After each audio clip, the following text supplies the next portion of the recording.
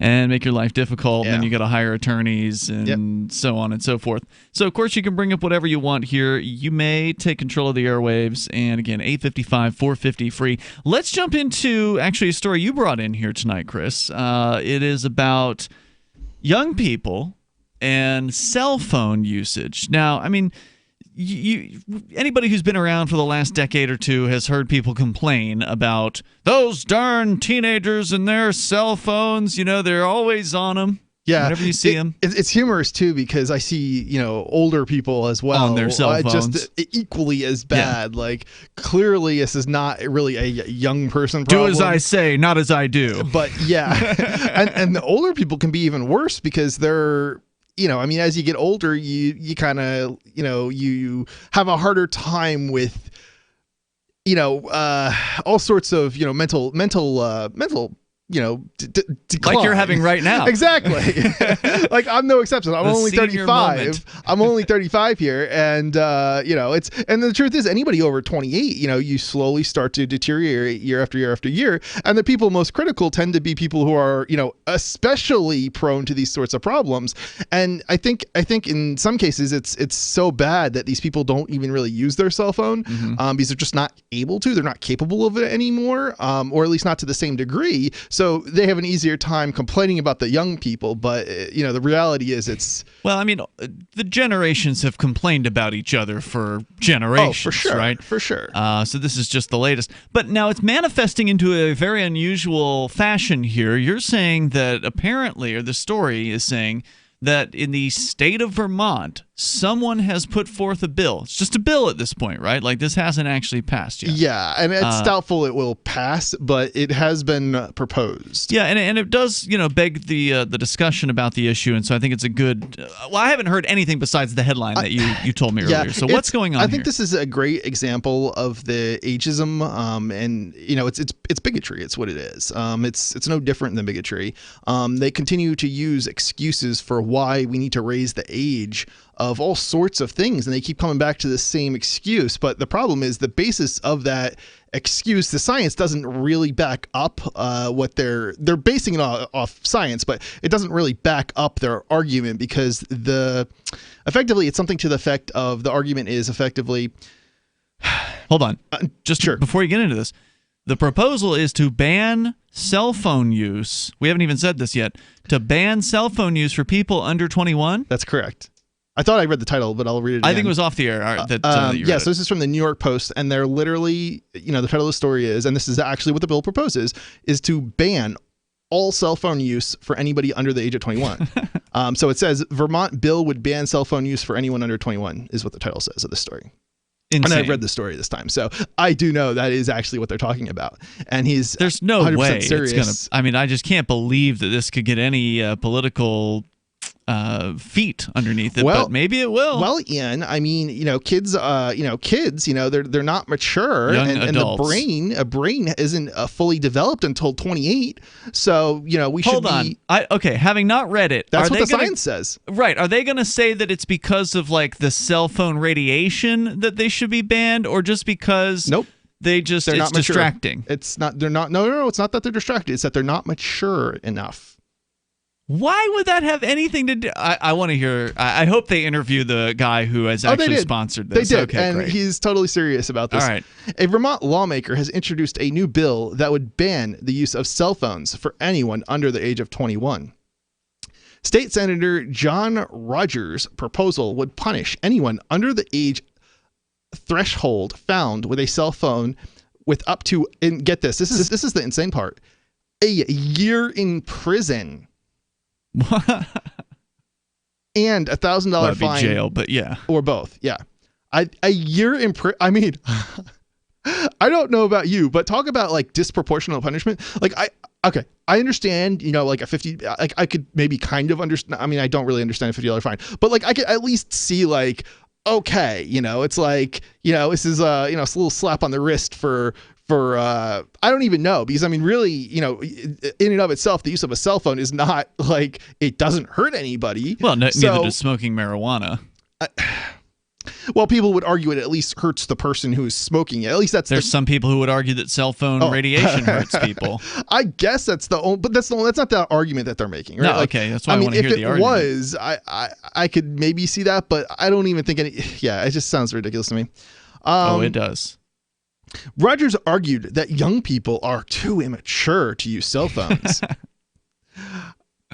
In light of the dangerous and life-threatening consequences of cell phone use by young people, I mean, this is literally what this is saying. What? It's clear dangers? that persons under 21 years of age are not developmentally mature enough to safely possess them. Yeah, I don't know what he's trying to get at here. Like, why? What's the danger? I mean, I understand, okay, yeah, if you've got a cell phone in your hand as you're walking down the street, the chance, and you're like completely zoned in on this thing and you're walking, the chances that you'll run into like a street pole are increased. The chances that you'll fall into an open manhole cover are increased. And these things have happened to people. And maybe it's true that younger people are more likely to have these things happen to them because they're more likely to use their cell phones than their adult counterparts. But even that seems like a stretch. That's a stretch, probably. If you compared it to an older generation, it might be probably more true. But as far as like a 35-year-old versus a, I don't know, like a 20-year-old, I seriously doubt there's going to be any kind of substantial, probably true. difference.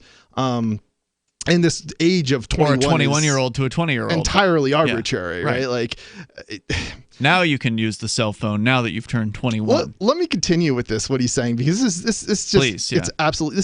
It gets more and more absurd as the story goes on. Just as General Assembly has concluded that persons under 21 years of age are not mature enough, he's literally comparing this to possess firearms, smoke cigarettes, and consume alcohol. I mean, I can't understand, but that's why I want to hear more of what he has to say. And so he continues. The bill also argues that cell phones are a driving force in bullying and can fuel radicalization.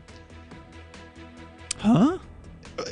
He's literally saying that kids are going to commit terrorism because they have of cell access phones, because to they a have cell the phone. internet and access to. Well, why doesn't he just go all the way and ban people from the internet who are under 21? Because that's the real issue here, right? That's what he wants to do, but I guess he's starting off with cell phones. 855-450 free. We'll continue. You want to weigh in? You're welcome to join us here on Free Talk Live. And not to mention the shedding, I would vacuum the carpet 3 times a week. Frodo was scratching all night long, bouncing on the side of the bed, keeping me awake the whole entire night from all the scratching and chewing. It kind of makes you neurotic. Does your dog itch, scratch, stink, or shed like crazy? Mounds and mounds of fur all over the place. Come to Dinovite for help. DINOVITE.com. If you want the dog to be healthy, you got to feed it something healthy. Dinovite is nutrition. The omega-3 fatty acids. Flaxseed, zinc, alfalfa. Our vitamins and enzymes replace the nutrients cooked out of most commercial dog foods. He gobbles it up. He's not up all night scratching. His shedding is minimal, and it is such a pleasure to have my calm, relaxed, non-shedding puppy back. And I have to thank Dinovite for that. Don't let your dog itch, scratch, stink, or shed like crazy. Come to Dinovite for help. 859-428-1000. 859-428-1000. DINOVITE.com. The next generation wallet is coming from Divvy. In just a few taps, you'll be able to send, earn, spend, and exchange what digital is money something in that you seconds. believe the president Send has money done around well? the globe with only a swipe. Instantly exchange between Divvy, Bitcoin, and fiat right in the mobile app, and withdraw directly to your bank account. Divvy already offers the first one-tap solution for earning passive income with crypto. Multi-tiered masternodes allow everyone to partake in the network. Visit DivvyProject.org. DivvyProject.org. Have you heard of LibertyCon? LibertyCon is not only a convention with great speakers like Whole Foods CEO and co-founder John Mackey and Nobel Prize winner Vernon Smith, but it's also unique because you get a chance to network with more than 70 pro-liberty organizations, one-on-one for the purpose of career advancement, business, and internship opportunities. April 3rd through 5th in Washington, D.C. You can learn more by visiting LibertyCon.com and use code FTL for a $10 discount on your registration. That's LibertyCon.com. Are you a sneezer? If you're not, Can you get close to one?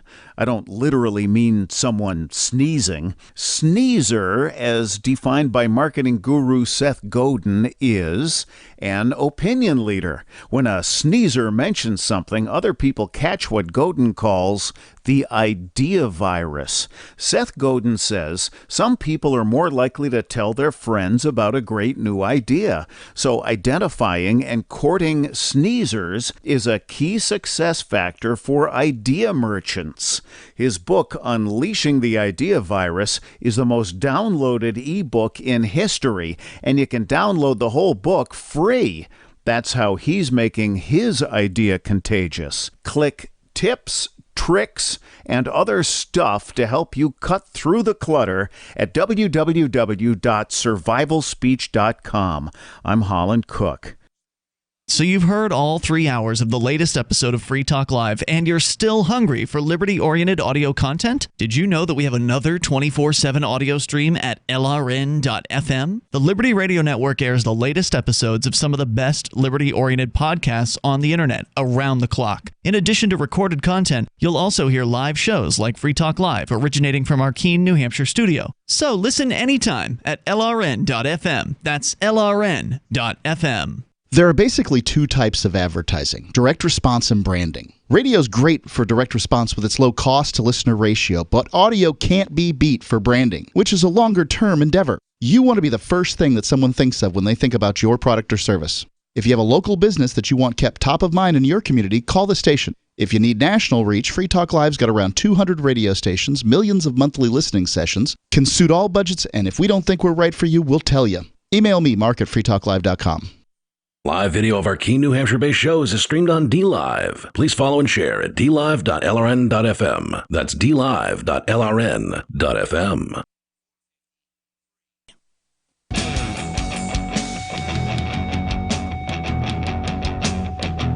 It's Free Talk Live. Dial toll-free and join us here. The toll-free number is 855-450-FREE like freedom. That's 855-450-3733. Well, young people, while you still have access to your phones, make sure you download a cryptocurrency wallet, like Edge Wallet, which is my favorite one. It's the one that I use. I mean, it's got to be every day. It's hard for me to think of, is there a day in Keene, New Hampshire where I didn't use my Edge Wallet to buy something? And I'm pretty much out there every day buying something with cryptocurrency, because we can do that here in the crypto mecca of Keene, New Hampshire. But you can still use your Edge Wallet online for a variety of purchases if you don't have real-life places to go. It's the best wallet, especially for new users, because it's username and password-based, unlike a lot of those crypto wallets where you have to write down a bunch of words to back up your wallet. This one's super easy. And even for an experienced user like me, I really like it to buy, sell, trade, and securely hold cryptocurrencies. You own your own money with Edge. They don't control your funds, only you do. And they've got support for multiple cryptocurrencies like Bitcoin, BTC, Dash, Bitcoin Cash, Ethereum, various Ethereum tokens, Monero, Ripple, Stellar, Ravencoin, and others. They've been building wallets since 2014. These are veterans in the world of cryptocurrency wallets. Secure your freedom with Edge Wallet. You can download it for iOS or Android devices at your iOS or Android Play or App stores. And, of course, you can go to edge.app, which is their website, to learn more about the technology behind it. That's edge.app. It's Ian and Chris in the studio here tonight. Chris, you're sharing a story with us that's just shocking in its willingness to infringe upon young people's rights to possess a thing. Like, you know, with things like cigarettes and alcohol, they at least have the argument that this could damage their bodies and, you know, they shouldn't be able to make those decisions. I don't agree with that argument, mind you. I think that they should be able to, and they do make decisions as far as what they put in their own bodies, because most of the very same people, you know, one of my favorite questions to ask police is, did you ever drink underage?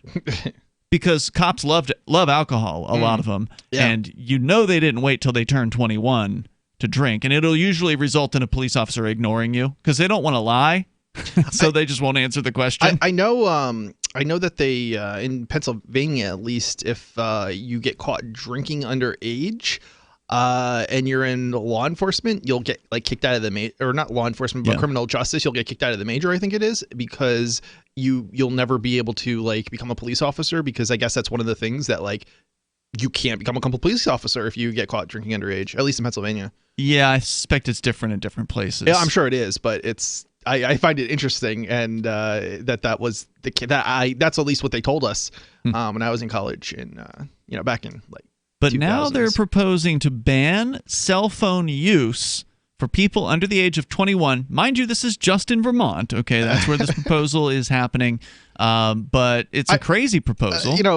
Vermont is out there, I think, a lot of times, but I don't think they're as out there as this particular representative. Well, we'll see how, will this get any co-sponsors is another question. Does it happen to say what the bill number is in the story? I know I just hit you with that, so you weren't expecting it. Anywhere in this story, but it might be here. I'll see if I can figure it out. Yeah. But you were reading some of the quotes. Can you jump back to the quote that you just read before we went to the break from this representative? I'm going to reread this and it gets into more detail of what he means by this, because he's literally associating cell phone use with terrorism and kids. Oh, yeah. The bill also argues that cell phones are a driving force in bullying, but that's not the funny part, and can fuel radicalization. And he's actually talking about terrorism. And he's serious about it. Yeah. Well, let's start with the bullying, 9/11 kind of terrorism. Like, you're going to go and take over a plane and run it into the towers. Like, this is what he's talking about. Let's start with the bullying before we get into the terrorism ridiculousness. I mean, okay, teenagers, young people are likely to be either bullies or victims of bullies. That does happen. It's a reality for some people out there. And yes, it is nothing new. It's been going on since the days where you passed notes around the class rather than sending text. We associate this with kids, but bullying is actually very common in our just daily lives when it comes to, and I know you may not be in quite this position, Ian, but in most offices, this is something that's just a normal thing, bullying. Really? Yeah, it's often, kind of. But it's not like give me your lunch money kind of bullying. It's not the kind of bullying where they're going to stuff you in the toilet, but it's the kind of bullying where, maybe your boss, somebody will say, oh, so-and-so didn't, finish a program or something, like if you're a developer, and the person did, and they submitted the program, and the person who's doing the bullying is effectively, they deleted the program or the email or whatever that was sent or however it was submitted, and then they claim that, this person didn't do their job. So it's like office sabotage almost. Yeah, like sabotage or that kind of thing. Or like a school teacher, a principal might, like in a public school, if they want to get rid of them, they'll, when they do their reviews of the teachers, they will, start putting down negative, reviews, and eventually you get enough of those negative reviews, you can oust the person, not through maybe because there's something called tenure, so not necessarily through like firing, but by making their life so miserable that they'll quit. So it's very common. It's very common in education and public education because of the tenure. The principals just can't fire teachers. So that's how they get rid of them. They get rid of teachers who bully them out. Yeah, are basically getting paid too much, and the principal wants to hire multiple younger teachers who they can pay half as much. It's interesting. I've not heard about that happening in government schools, but I mean that's just the way people are. It's very common. I remember hearing stories about it. Like every year there'll be one or two teachers that would basically they'd be at the top of the pay grade and they would get bullied out and they'd quit because that's the only way the principal could get rid of them, and they want to hire more younger teachers. So to get back to the young people in bullying, we've heard the stories over the years of. Remember, there was like a 13-year-old girl who killed herself several years ago because of the alleged bullying that was going on. In that case, I think it was actually a mother, right? Yeah, mother posing as a teen or something like that. Or maybe it was just the mother intimidating her or whatever. I don't remember all the details, but it was one of those things where... It's certainly not something that's exclusive to kids. This is exactly what I'm talking about. Well, and that wasn't necessarily exclusive to phones either. I think it had to do with like Facebook or some kind of social media. It was online in like instant messaging or something, I think, at the time. But so, again, that's why I asked, does this state representative in Vermont, does he also want to ban online access for teenagers, because that can be used irresponsibly? He's saying internet. He's definitely associating with the internet, not just cell phones. But I guess he thinks that kids only access the internet through cell phones? I don't know. And let me continue because and then the radicalization before you go on. Well, that's what he's getting into right now. He's got more on that. So this is a quote now. I'm going to read: the internet and social media accessed primarily through cell phones. So he's using the excuse to ban cell phones, not ban the internet for kids on cell phones, right? So that you can at least dial a phone number, right? Like he just wants to ban the cell phone altogether. It's like, okay, yeah. What about flip phones? Or just phones without internet, right? Flip phones could still have internet. So, I guess. So, I mean, it's really what you would want to do is ban like cellular data usage on phones, which you can still not have. So it doesn't really make sense what he's arguing anyway, but let's continue. The internet and social media, accessed primarily through cell phones, are used to radicalize and recruit terrorists, fascists. Correct me if I'm wrong, but is that not exactly what he is? Well, we don't know what this guy's political viewpoint are. I mean, we know he's an authoritarian. Senator Rogers is her name, and by the way, or his name. This is S212 in Vermont. I have the bill pulled up, and what you're reading right now is actually in the bill. This is in Section 1, where he's kind of giving his reasons why he's filed this bill. We'll continue here in moments. 855 450 free. If you think this should happen, we definitely want to hear from you. Definitely. Bitcoin.com has launched a trading platform at local.bitcoin.com, allowing you to buy or sell Bitcoin Cash via dozens of payment methods like PayPal, Venmo, bank deposit, remittances, or meeting in person with cash. There are no ID requirements to sign up for and use the site, and all communications between buyers and sellers are encrypted. Finally, a global trading platform that respects your privacy. Visit local.bitcoin.com to get started trading Bitcoin Cash. Local.bitcoin.com. I can definitely say that I have found the best cryptocurrency wallet. Certainly the best named one. I'm Mark Edge, and I love the Edge wallet. I've been using it for the last few months. You can buy, sell, trade, and hold your cryptocurrency securely. I trust my holdings of all the major cryptocurrencies to Edge wallet, and you should too. No long phrases to memorize, just a username and password. Secure your freedom with Edge wallet. Get it now on Apple or Android in the App Store or at edge.app. Free Talk Live, the show where anyone can call about whatever they want. And we do mean anyone. I done forgot your name, but we had 9/11, right? Uh-huh. Okay, well, if they weren't here, could it have happened? Could what have happened? If who wasn't here? How wasted are you? That's what I want to know. No, sir. No, I'm not wasted. Okay. No, please just listen to me. Okay. If the people weren't here that drove the planes into the Twin Towers, yeah, right? They flew them. They didn't drive them, but okay. No, I'm not saying that. Wait a minute. Wait a minute. Because now you wow. Yeah, I gotta think a minute. That's all right. We got nothing but time. Free Talk Live, 7 nights a week from 7 to 10 Eastern, live on the Liberty Radio Network at LRN.FM. What do you shop for that you could otherwise buy at Amazon? Pretty much everything, right? Amazon has competitive pricing and they deliver, and that's a big plus. If you could plan ahead in your shopping, would you be interested in saving up to 33%? There's a catch. You have to do your shopping in Bitcoin. But imagine those savings. It's like a huge raise. All you have to do is go to saveitpurse.com. We've saved thousands, and you can too. Plan ahead and save. Saveitpurse.com. If you want to know the latest about Free Talk Live before we go on the air, all you need to decide is how you want it delivered. It's your choice. Visit news.freetalklive.com to receive our usually weekly news updates by email. Plus, we have a Twitter account at twitter.freetalklive.com, and you can follow us on the decentralized Mastodon platform at toot.freetalklive.com. So please follow us at toot.freetalklive.com and sign up for our emails at news.freetalklive.com.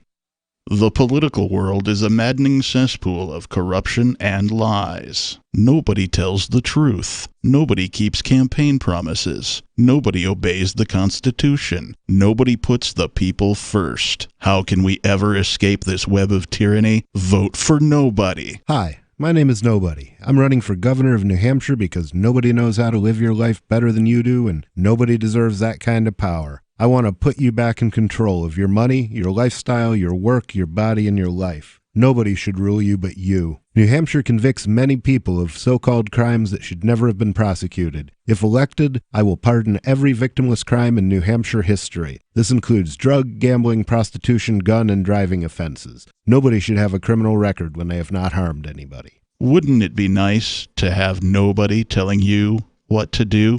Learn more at electnobody.com. electnobody.com. You're listening to the best liberty-oriented audio streamed around the clock, on the air, and online. This is the Liberty Radio Network at LRN.FM.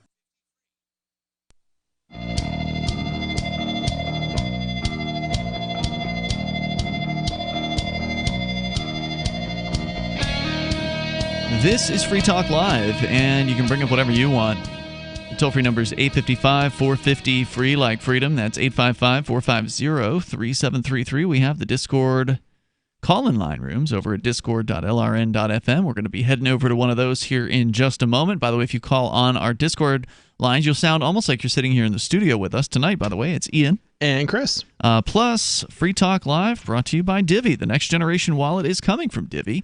In just a few taps, you'll be able to spend, earn, store, and exchange digital money in seconds. And Divvy says you'll be able to send money around the globe in only a swipe and instantly exchange between Divvy, Bitcoin, and fiat currencies like the dollar right in the mobile app and withdraw directly to your bank account. There's no need to wait, though, as Divvy already offers the first one-tap solution for earning passive income with their multi-tiered masternodes, allowing anyone to earn by supporting the Divvy network.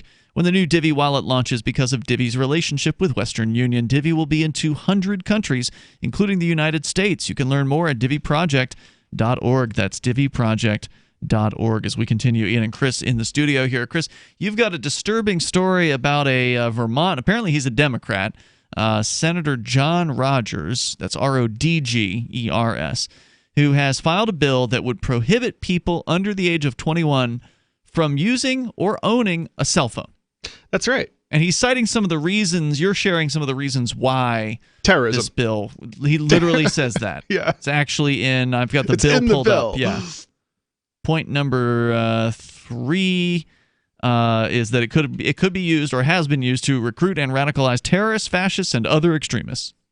Cell phones have often been used by mass shooters or of younger ages for research on previous shootings, the bill reads. So because you can look up like news stories, how to shoot a gun or something. I don't even, it doesn't even sound like that to me. It sounds like because you can like read the news on your cell phone. Mm-hmm. Or pull up a map to find out where a place is so you can go and shoot it up. Yeah, yeah. I mean, this is just absolutely insane. But yeah, I mean, that's pretty much it for the story. Did you have a piece of that you wanted to read? I found something as I was looking around because I wanted to find the bill itself. I wanted to see if it actually had co-sponsors, and I don't know enough about the Vermont bill system to really be able to determine that. It doesn't look like it was filed with co-sponsors. I don't know if it would acquire them later on in the process. But there's a story about this over at geek.com. So after summarizing, what we've already talked about, they say that even Rogers is skeptical about his bill, which they say was introduced to make a point about firearms. It almost sounded like he was like a libertarian trolling or something like that. But that's he's how a Democrat. Insane it was. That's the thing. He says, quote, "I have no delusions that it's going to pass. I wouldn't probably vote for it myself." The scary thing is he used the word probably. Right. Right? Yeah, so he's not sure. But yeah, and apparently that's a quote from the Times Argus, which is apparently a newspaper from Montpelier, one of the cities, if you want to call them that, in Vermont. But I'm not really sure what his point is. Okay, so I've now pulled up the Times Argus because I'm like, well, okay, what's the point he's trying to make about guns? Doesn't it counter his point about guns, though? Because see, that's what I thought. If he's anti-gun, it would just demonstrate how ridiculous it is to ban kids from owning guns. And apparently he's actually a pro-gun Democrat. That's what I was confused about, right? So up here in northern New England. This makes a lot more sense now. Yeah. So you can't necessarily think, oh, that person's a Democrat, he must be against guns when you're in Vermont and New Hampshire. Yeah, very because true. There's a lot of sort of gun-owning Democrats up here.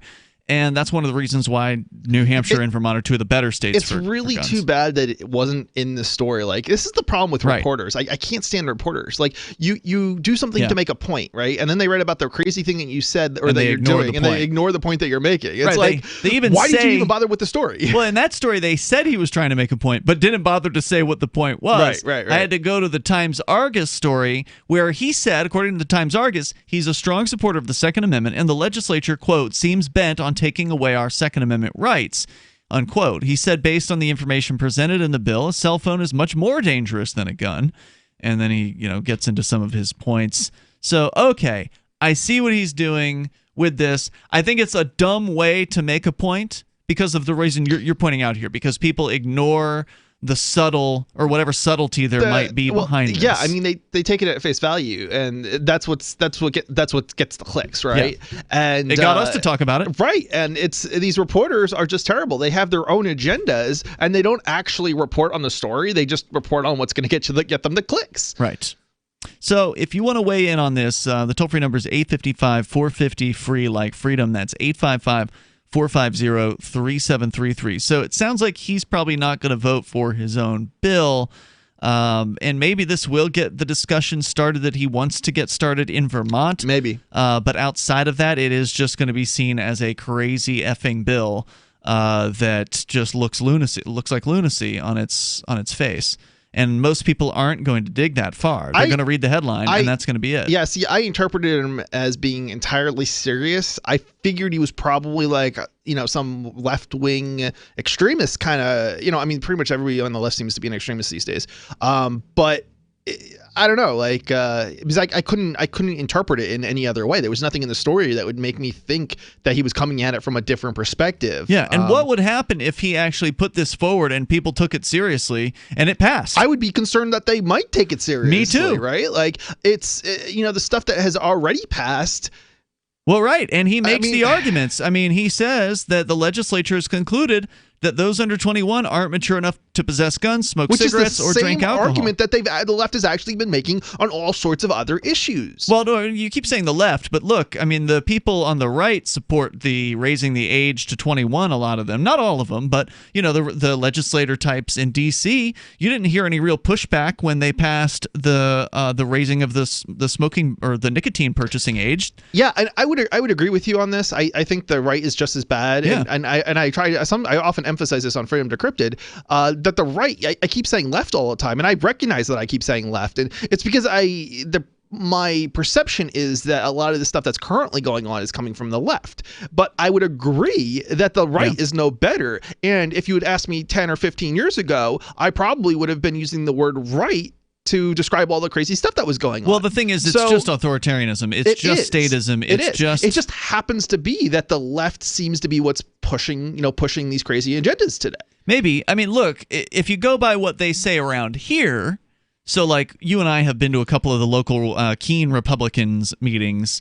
At one of them. Oh yeah, the right's just as bad. Well, no, I wanted to give them a little credit. Oh, okay. They pushed back against the cigarette or the nicotine age raising in Keene. So we live in Keene, New Hampshire. It's this crappy little, liberal stronghold. It's a beautiful town, but it's full of, ugly government. Oh yeah, around here. And but to the Republicans' credit. And, they're still afraid of Muslims, and they're still terrible in a lot of ways. At the very least, they did see the raising of the smoking age, or rather the sale of nicotine age from 18 to 21, which happened here in Keene last year. They did see that as a nanny statist thing. So they were right on that particular issue. It's hard to go to these meetings because, honestly, it's like there's like this one little thing that's like, okay, you guys are good on this, but you're wrong on everything else that comes out of your mouth. They love the military. They love all that stuff. Yeah. And but just to be fair to them, they aren't the same. And a lot of the sort of Republican and Democrat rank and file aren't the same as the people that end up in D.C., right? So in D.C., you get the ultimate control freak authoritarians who are going to raise this. They've now raised the nicotine sale age to 21 nationwide. Yeah, it's interesting. It's interesting that what I've seen anyway amongst the Republicans in New Hampshire is in this town, they seem to be much worse in some respects than what I've seen in terms of at the State House, but it may just be my perception and it may not be reality, if that makes any sense. I don't know. What do you think? I don't know. We'll continue here. Actually, we're going to get to the phone calls, too. The toll-free number is 855-450-FREE. We got some folks waiting on our Discord server, 855-450-3733. You can take control of the airwaves and bring up whatever's on your mind here on Free Talk Live.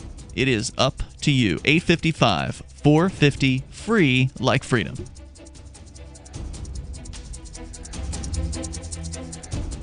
Would you like to get back that full head of hair from years past? Now, there is Reveal. Beverly Hills celebrity dermatologist Dr. Nathan Newman took nearly a decade to develop Reveal from natural botanicals to return to a full-body head of hair. Reveal for men and women with a 30-day money-back guarantee at gcnlife.com or toll-free 844-443-6637. 844-443-6637. Reveal at gcnlife.com.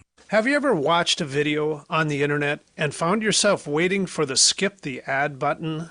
The reason this takes a few seconds is because the video delivery companies get to collect impression commission, and the viewer never sees the advertisement. The company still pays full price to run the ad. Does this sound like a scam to you?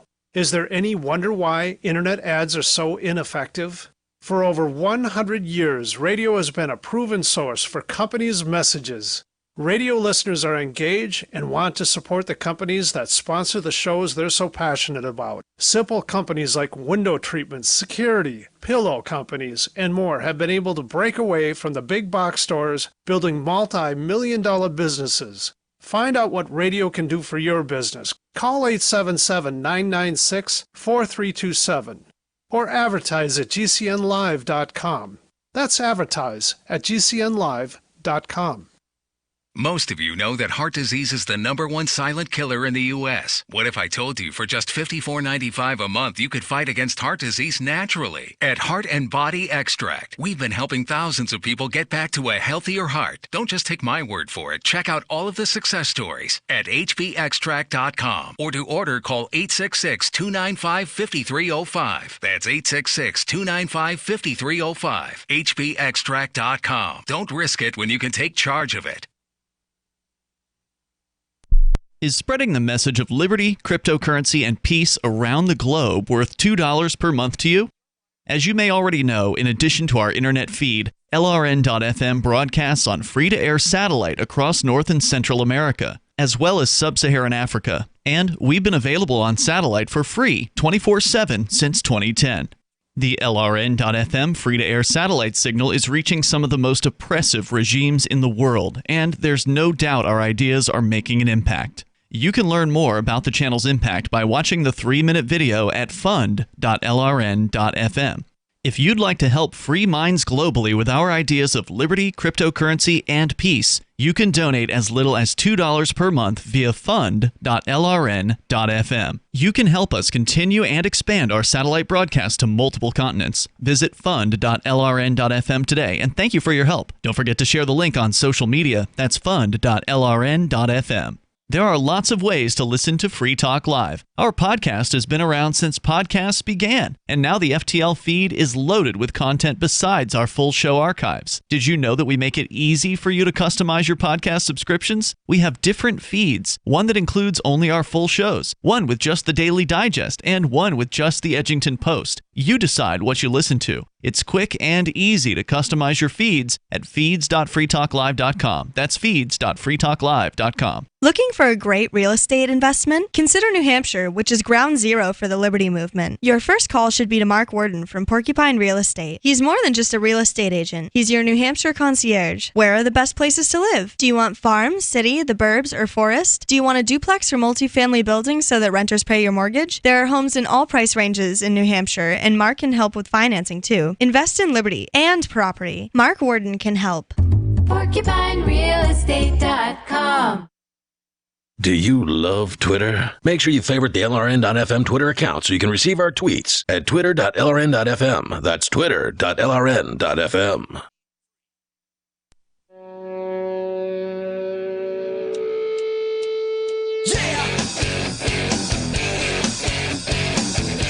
This is Free Talk Live. You can bring up what you want right here. The toll-free number is 855-450-FREE, like freedom. That's 855-450-3733. By the way, I want to say thanks to C and J Bartholomew, who are Free Talk Live Gold amplifiers. They're like an amplifier couple. So thanks for supporting longtime supporters of Free Talk Live. Definitely appreciate that. That means they're contributing $10 a month to the AMP program at amp.freetalklive.com, which you can go and sign up for $5 per month, and that helps us advertise, market, and promote Free Talk Live. It helps us get on more radio stations around the United States, bring new internet listeners on board, expose the ideas of freedom and peace and liberty and cryptocurrency, things like that, to more people. So if you like our mission here, you like what we do, this is the best way to support it. Now, certainly we appreciate people sharing the show and listening to the show. Obviously, that's very important too. But having a marketing budget is much appreciated, and you guys make it happen for us. So please join the AMP program at amp.freetalklive.com. I don't mean to make it sound bigger than it is. It's actually, a small group of very, solid supporters who really appreciate what we do. So you can join that group over at amp.freetalklive.com. I wish it was twice the size. Yeah, right? Wouldn't that be great? But we've got under 200 people in there right now. So please help us out. If you were a former amplifier, we'd love to have you back. If you've never joined the AMP program, you get some perks. You get some bennies if you join up. In fact, you can get a list of those things on the AMP page over at amp.freetalklive.com. And then you can use credit card. You can use Bitcoin, BTC, and PayPal to get signed up at amp.freetalklive.com. We were going to go to the phones, but unfortunately the caller's microphone was not working, so we can't talk to him on the radio. And so we were talking about Vermont and this new proposed law by Senator John Rogers, a Democrat who's a gun supporter, who's filed a bill to prohibit young people under the age of 21 from possessing a cell phone. Now, apparently, even though the news media isn't covering it in this manner, this was a tongue-in-cheek bill filed by this particular senator who was doing this to try to make a point about prohibiting guns, trying to be ridiculous, purposefully ridiculous with this particular bill. But I think that you've got to be careful with that sort of stuff. Like, while I understand the point of the protest, we didn't know up front that that's what was going on. We had to dig in. You had a story from I forget where. Where was your story from? The New York remember? Times, I think. Oh no, the Post. I think you told me it was the Post. New York Post. New York Post. Oh yeah, you're right. New York Post. You had the Post, which is sort of a tabloidy, kind of a thing. And but they're well read. The Post is a very big publication. I found one from Geek.com. That led to another story that was local from the Barry Montpelier, I don't know how they pronounce it, Times Argus Online, where it finally revealed that this state senator is just trying to make a point in favor of guns by introducing a bill to ban cell phones and likening cell phones to the equivalent of alcohol and cigarettes and firearms, claiming 21 and under, or rather people who are under the age of 21 aren't mature enough, says the legislature, to have guns, smoke cigarettes, or drink alcohol. But the problem is that kind of statist logic is convincing to statists. It is. There are other people in the state, people who believe in the coercive government, who will see that line of thinking and be like, yeah, those are all dangerous. Kids could hurt themselves with a cell phone. And you know what else is irritating to me is that a lot of these people don't understand, like every time they try to raise the age for driver's licenses, right? They don't understand that not everybody lives in an area where you can, just take public transit, right? Right. And it's like, yeah, I understand that a lot of people in New York, are in the cities or in New York City, and therefore there's great public transit. But the rest of the state, well, I mean, I can understand the argument against teenagers driving because they are more likely to get into accidents, but that's probably because they're new driving. Yeah, right. So, like, if you raise the age, you just create a problem of older people being less experienced or inexperienced and not getting into more accidents. Right. Then it's gonna if it's that 15 and 16-year-olds are the worst drivers, then if you raise the age to 21, then the 21 and 22-year-olds are going to be the worst drivers. The only way to solve that problem is to ban driving for everybody. Don't give them ideas. I know. Because it could come to that. Eventually, I'm serious, it could come to that with all the automation stuff that is coming down the pike. Automated cars are basically here. Yeah. They're not big yet, but give it another 5 to 10 years.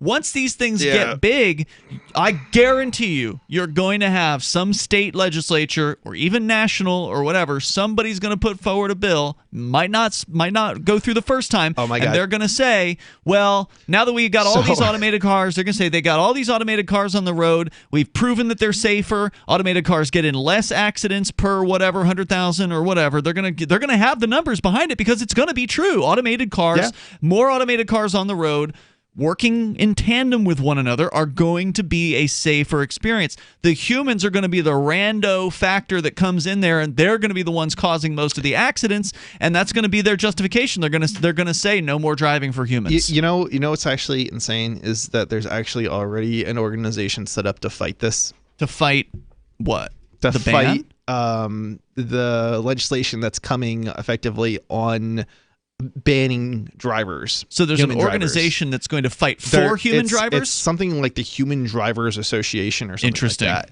that. That was set up because this is exactly what's coming. Because they see it. Yeah. They see it on the horizon. Yeah. It's like we don't even have automated fully automated cars yet, and they're planning already an organization to fight it. I believe fight it. This.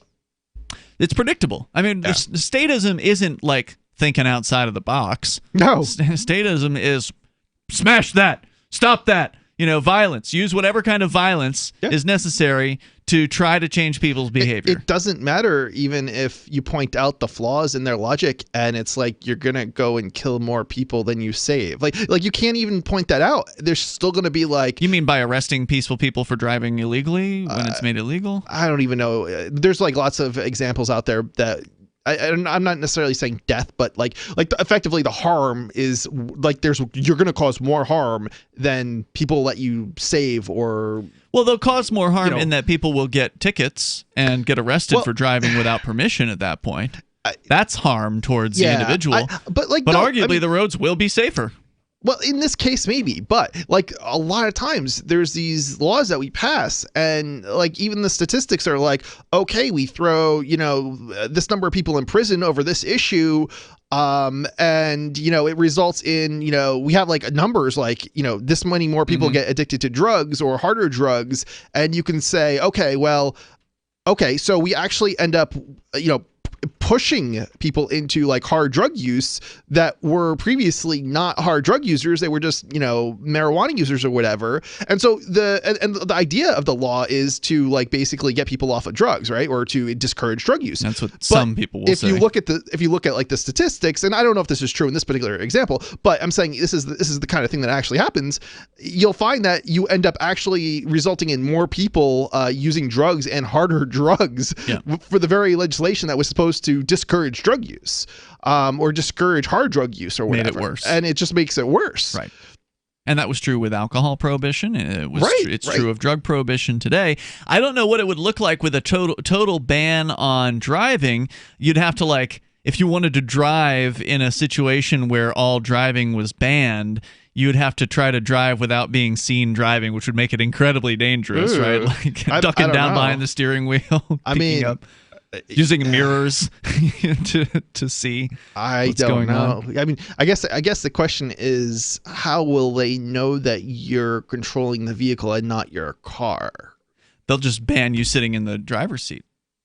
If you're sitting in the driver's seat, you may be driving, so therefore you're not allowed to sit in the driver's seat anymore. Well, there's no driver's seat if it's automated, right? That's true. Well, the newer, you're right. Eventually, they won't have a driver's seat.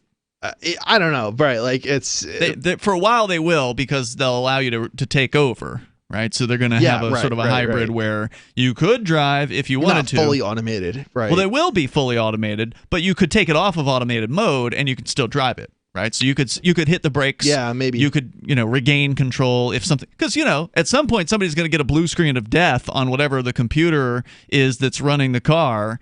And somebody's going to go careening off a bridge. Please don't tell me they're running Windows on these things. I don't think they are. I'm like 99.95% sure it's not running Windows, but yeah. So you can bring up whatever you want here. We've got more things to talk about tonight, by the way. We're not just going to be talking about banning young people from driving. I think we've definitely covered this pretty clearly. But there's also another story that's interesting in regards to what's happening right now out of Venezuela. And, every now and then we like to cover what's happening in Venezuela. And I mentioned this headline to you off the air, Chris, and you were surprised by it. Venezuela's latest problem, and they've had plenty of problems, is that now there are too many dollars. And I'm not talking about the bolivar. I'm talking about the U.S. dollar. How do you go from having too few dollars to having too few? That's a good question. Too many. Dollars. We'll get into it coming up here. 855-450-FREE. That's 855-450-3733. And you can take control of the airwaves as well on Free Talk Live. Balance of nature.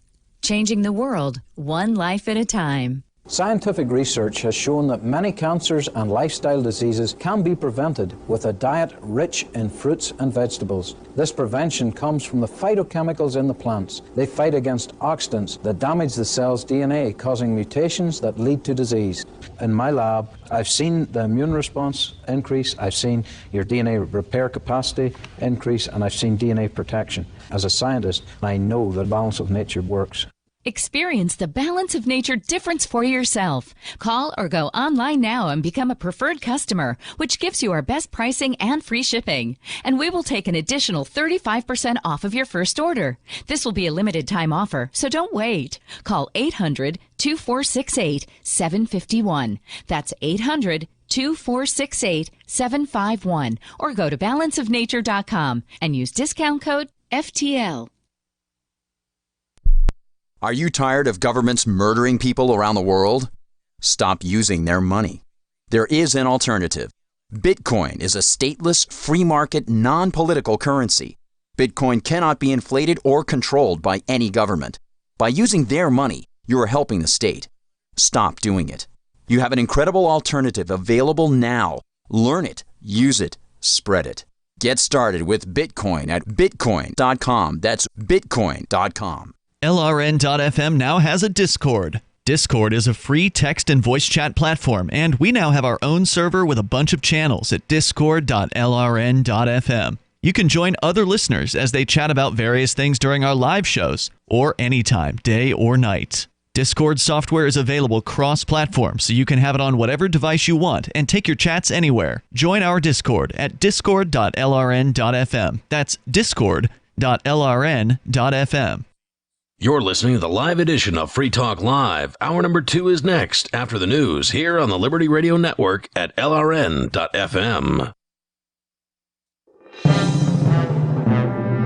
This is the Liberty Beat, your daily source for liberty news and activist updates.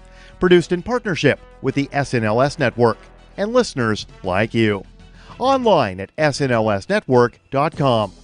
I'm Mick Murrow with your latest edition of the Liberty Beat. Gold is trading at $1,552, silver at $17.90, and Bitcoin is trading around $7,825. Today's gold, silver, and Bitcoin prices are brought to you by Brave Botanicals, high-quality kratom and CBD at reasonable prices with excellent customer service. Brave Botanicals is activist-owned and mission-driven. The Liberty Beat and Brave Botanicals believe so strongly in the power of kratom, we're giving it away for free. Just go to libertybeat.news/free kratom.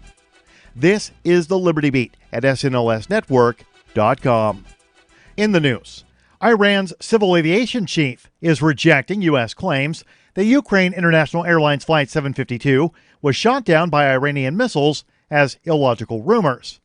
On Thursday, Newsweek was among the first U.S. media outlets to cite an anonymous Pentagon official, an anonymous senior U.S. intelligence official, and an Iraqi intelligence official in a report claiming that the Ukrainian jet that crashed shortly after taking off from Tehran was struck by an anti-aircraft missile system. Newsweek's report comes on the heels of a Reuters report, which indicated that the crash of the plane had suffered a technical malfunction and was not shut down. According to Times of Israel, the report quoted 5 unnamed security sources, 3 Americans, 1 European, and 1 Canadian, as saying the initial assessment is that Iran's explanation is accurate. However, an unnamed U.S. official later told Reuters the U.S. satellites detected the launch of 2 missiles before the plane crashed. Ever wonder where we find all the news to report right here on the Liberty Beat? Visit snls.news to get the world's most censored media published all in one place. Save yourself from the endless time spent searching for reliable alternative media. SNLS News makes it quick and easy. No ads, no clickbait, just raw headlines, 24 hours a day. Visit snls.news and get informed today without the corporate media spin. Your news now continues. It's no secret that Bill Clinton was friends with convicted pedophile Jeffrey Epstein. But not only were the pair friends, Epstein donated significantly to the Clinton Foundation and reportedly played a role in creating the Clinton Global Initiative. The Mind Unleashed reports that it's been widely known that the former president was a frequent passenger on Epstein's private jet, the Lolita Express. Clinton flew on the jet at least 26 times, sometimes with Secret Service and sometimes without. One of the most notable trips took Clinton to Africa in 2002, along with fellow passengers Kevin Spacey, Ghislaine Maxwell, and Ron Burkle. But now, thanks to photos obtained by The Sun, Clinton's adventures on the Lolita Express are more than just flight logs. According to a new National Bureau of Economic Research paper, approximately 100% of the costs associated with the tariffs on Chinese goods have fallen onto American importers and consumers. Activist Post reports it's a simple economic fact that those at the bottom of the production hierarchy, or the consumers, will pay cost increases for any reason. Tariffs are no exception. Research is consistently showing that the finite laws of basic economics don't get broken. In fact, the more government meddling in the issue, the worse it's getting. Free trade should be a human right, but governments of the world have taken it upon themselves to squash the freedom to trade with others for power and political gain. President Donald Trump has repeatedly and falsely claimed that China and other nations have paid the tariffs he levied on thousands of products over the past 2 years. But approximately 100% of those costs have fallen onto American buyers, according to the new National Bureau of Economic Research paper. Support for the Liberty Beat is brought to you by the Homestead Guru. The Homestead Guru is an educational website offering tips, tools, news, stories, and commentary on everything homesteading. Topics include green homes, gardening, animal husbandry, do-it-yourself, home remedies, alternative energy, survivalism, unschooling, and more. Those details are found online at thehomestead.guru. This is the Liberty Beat, powered by the SNLS Network at snlsnetwork.com. I'm Mick Murrow, reporting for the Liberty Beat, reminding you, spread liberty with a smile.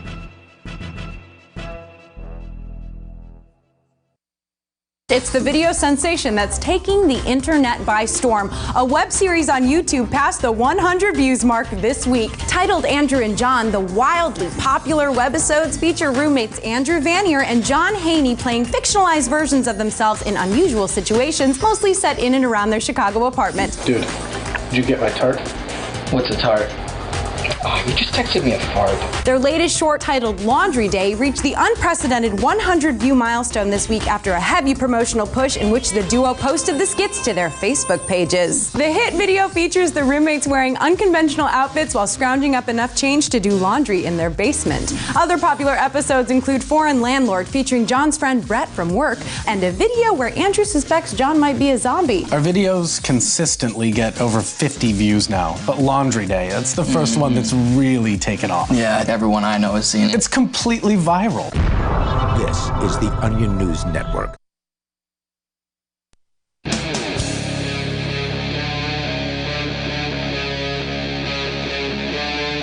Free Talk Live. It's Free Talk Live. We're launching into the second hour of the program. As always, you're invited to join us here. The toll-free number is 855-450-FREE, like freedom. That's 855-450-3733. As we launch into the second hour of the show, with you tonight, it's Ian. And Chris. We're changing gears, going across over to Venezuela for an update there where, I think it's been several weeks now since we've talked about what's happening in Venezuela. It was actually, I think it was maybe not several weeks, but it was mid-December when we had talked about how people were buying things for the holidays unusually. Like, in recent years, the holidays have been pretty slim pickings as far as very bleak. Yeah. Not a lot of food and, not a lot of joy going around. But people are feeling a little more flush with cash this holiday season because, and they're going to talk about it in the story from Bloomberg Business Week, because the government there has officially been looking the other way when it comes to possession of the U.S. dollar.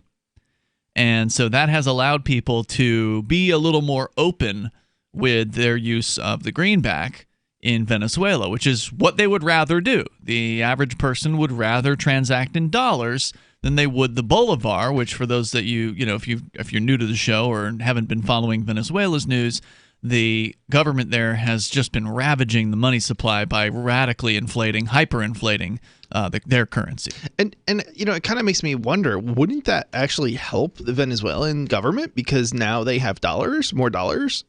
Yeah, absolutely. Which is what they're lacking. And when it comes to buying stuff overseas, nobody's taking their local currency. So it'll certainly help them, get things that they couldn't get before, like toilet paper. And that helps everybody. But the thing with the government is they can't officially do anything with the dollar. So for PR reasons. Right. So it helps them sort of quietly through the back door. Right. But it doesn't help up front because that's the one thing and that's what this story is going to report on here, is that there's a ton of dollars down there now, and that's a good thing, but it's causing new problems because the government has a prohibition.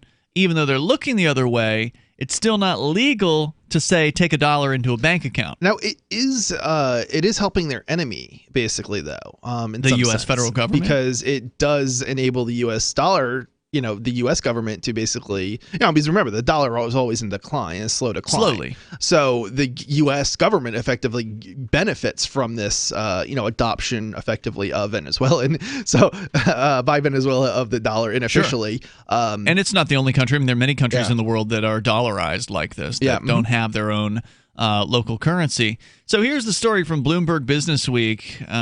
U.S. dollars are everywhere in Venezuela, and suddenly that's a problem. The greenback is steadily gaining currency in this inflation-racked country, where a single dollar buys about 60,000 bolivars on the black market. And that is the new bolivar, the new so-called Bolivar Soberano, which, for those that maybe have not paid close attention, they introduced in 2018, in August of 2018. And when they introduced the Bolivar Soberano, it was to replace the Bolivar Fuerte. Now, Bolivar Fuerte means strong Bolivar. Bolivar Soberano means sovereign Bolivar.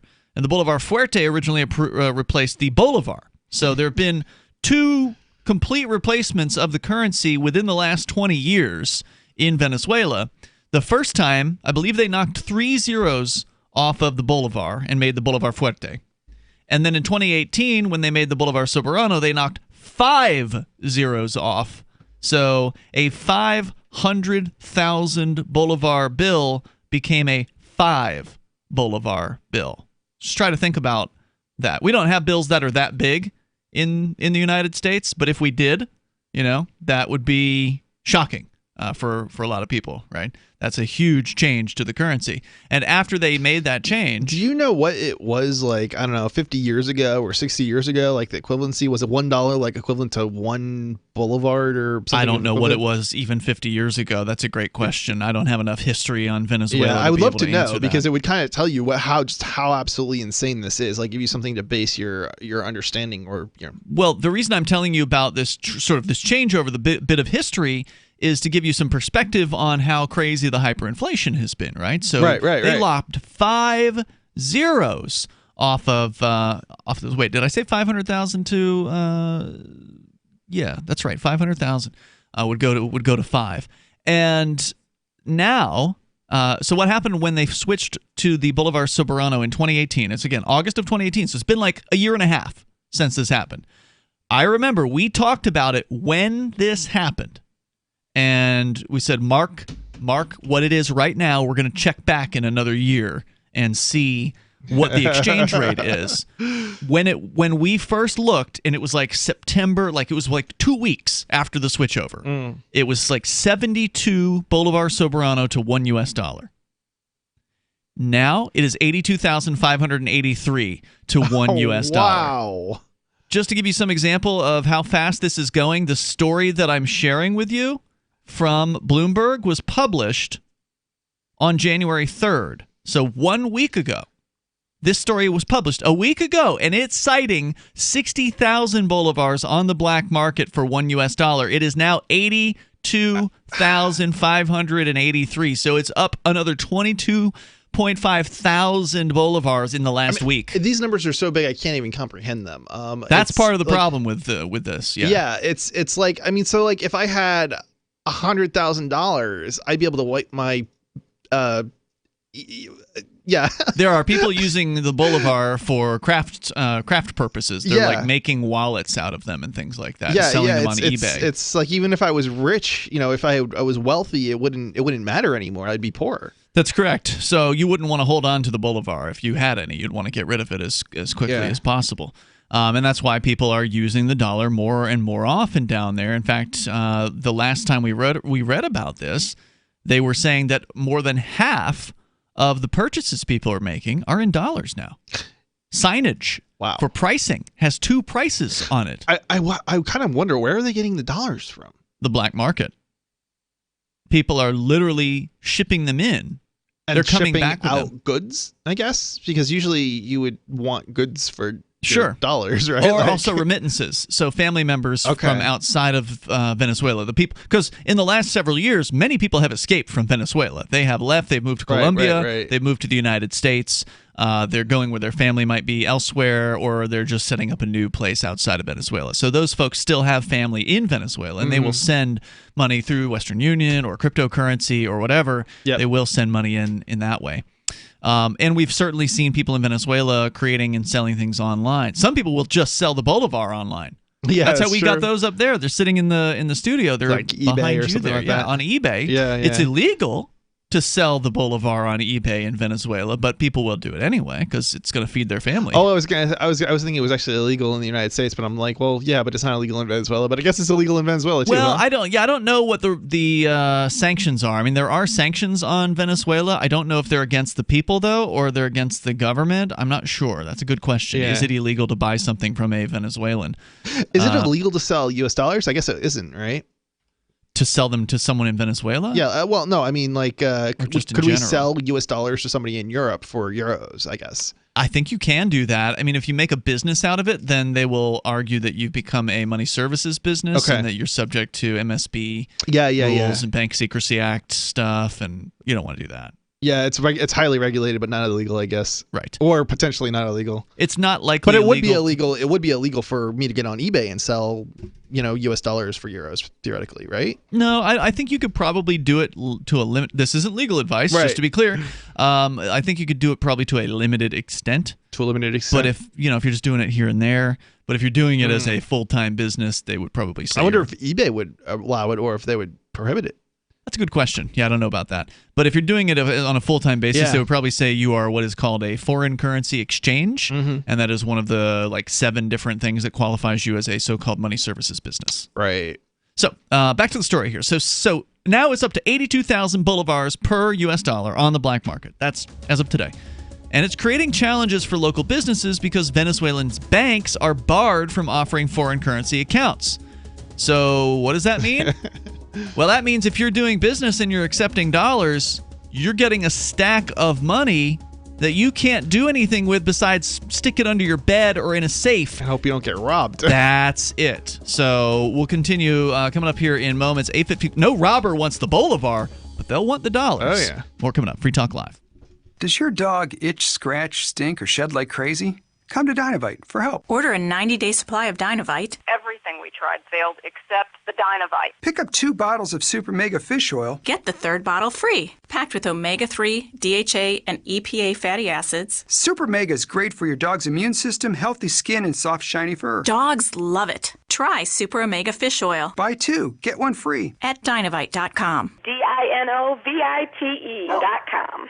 Gold has definitely been on the move recently, and there is no more secure investment historically. McIlvaney ICA has been helping people take delivery of precious metals and find storage options for decades. They've helped thousands of investors with their precious metal IRAs. Call ICA today for your free portfolio review at 800-525-9556 or download their free report online at ICAGoldSilver.com to learn how you can double your gold and silver ounces even within an IRA. 800-525-9556. ICAGoldSilver.com. Bitcoin.com has launched a trading platform at local.bitcoin.com, allowing you to buy or sell Bitcoin Cash via dozens of payment methods like PayPal, Venmo, bank deposit, remittances, or meeting in person with cash. There are no ID requirements to sign up for and use the site, and all communications between buyers and sellers are encrypted. Finally, a global trading platform that respects your privacy. Visit local.bitcoin.com to get started trading Bitcoin Cash.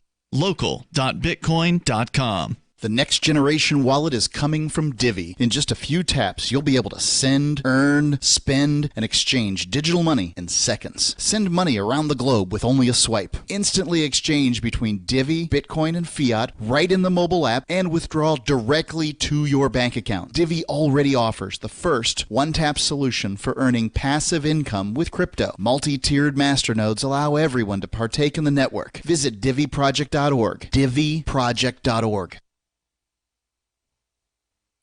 Hi, I'm Derek J. I don't want a politician to represent me. To me, government is the idea that one group of people can coerce everyone to comply with an edict or face increasing punishments up to and including death. Despite perhaps the most noble of intentions, the best government services are a far cry from what could be provided for by voluntary interactions. Besides, the people who call themselves the government wage wars and put peaceful people in jail for crimes involving no victims. If Starbucks used some of its money to drop bombs, I wouldn't shop there. So why would I support the American empire? The empire does not require my consent. Derek J's Victimless Crime Spree. Watch it for free and order the Director's Cut DVD at victimlesscrimespree.com. That's victimlesscrimespree.com. The LRN.FM's social media channels have been revamped. We've eliminated Facebook and focused on other platforms like Twitter and Mastodon, the decentralized alternative to Twitter. On our accounts, you'll find posts from multiple LRN.FM show hosts together in one place. Follow us on Twitter at twitter.lrn.fm, or better yet, move to the decentralized Mastodon social media platform at toot.lrn.fm, toot.lrn.fm. I think you'll like it. So you've signed the Shire Society Declaration and are planning your move to New Hampshire to be around more liberty-oriented people. Next, sign up for the Shire Society Forum at forum.shiresociety.com. There are a bunch of people there who are already in the Shire, and they want to meet you. If you're already in the Shire physically, you should also come by the forums. Remember, not everyone uses Facebook. New people are signing up for the Shire Society Forum every month, so drop in and say hello at forum.shiresociety.com. You can put the Liberty Radio Network on the air in your area. Visit broadcast.lrn.fm to learn how. Broadcast.lrn.fm.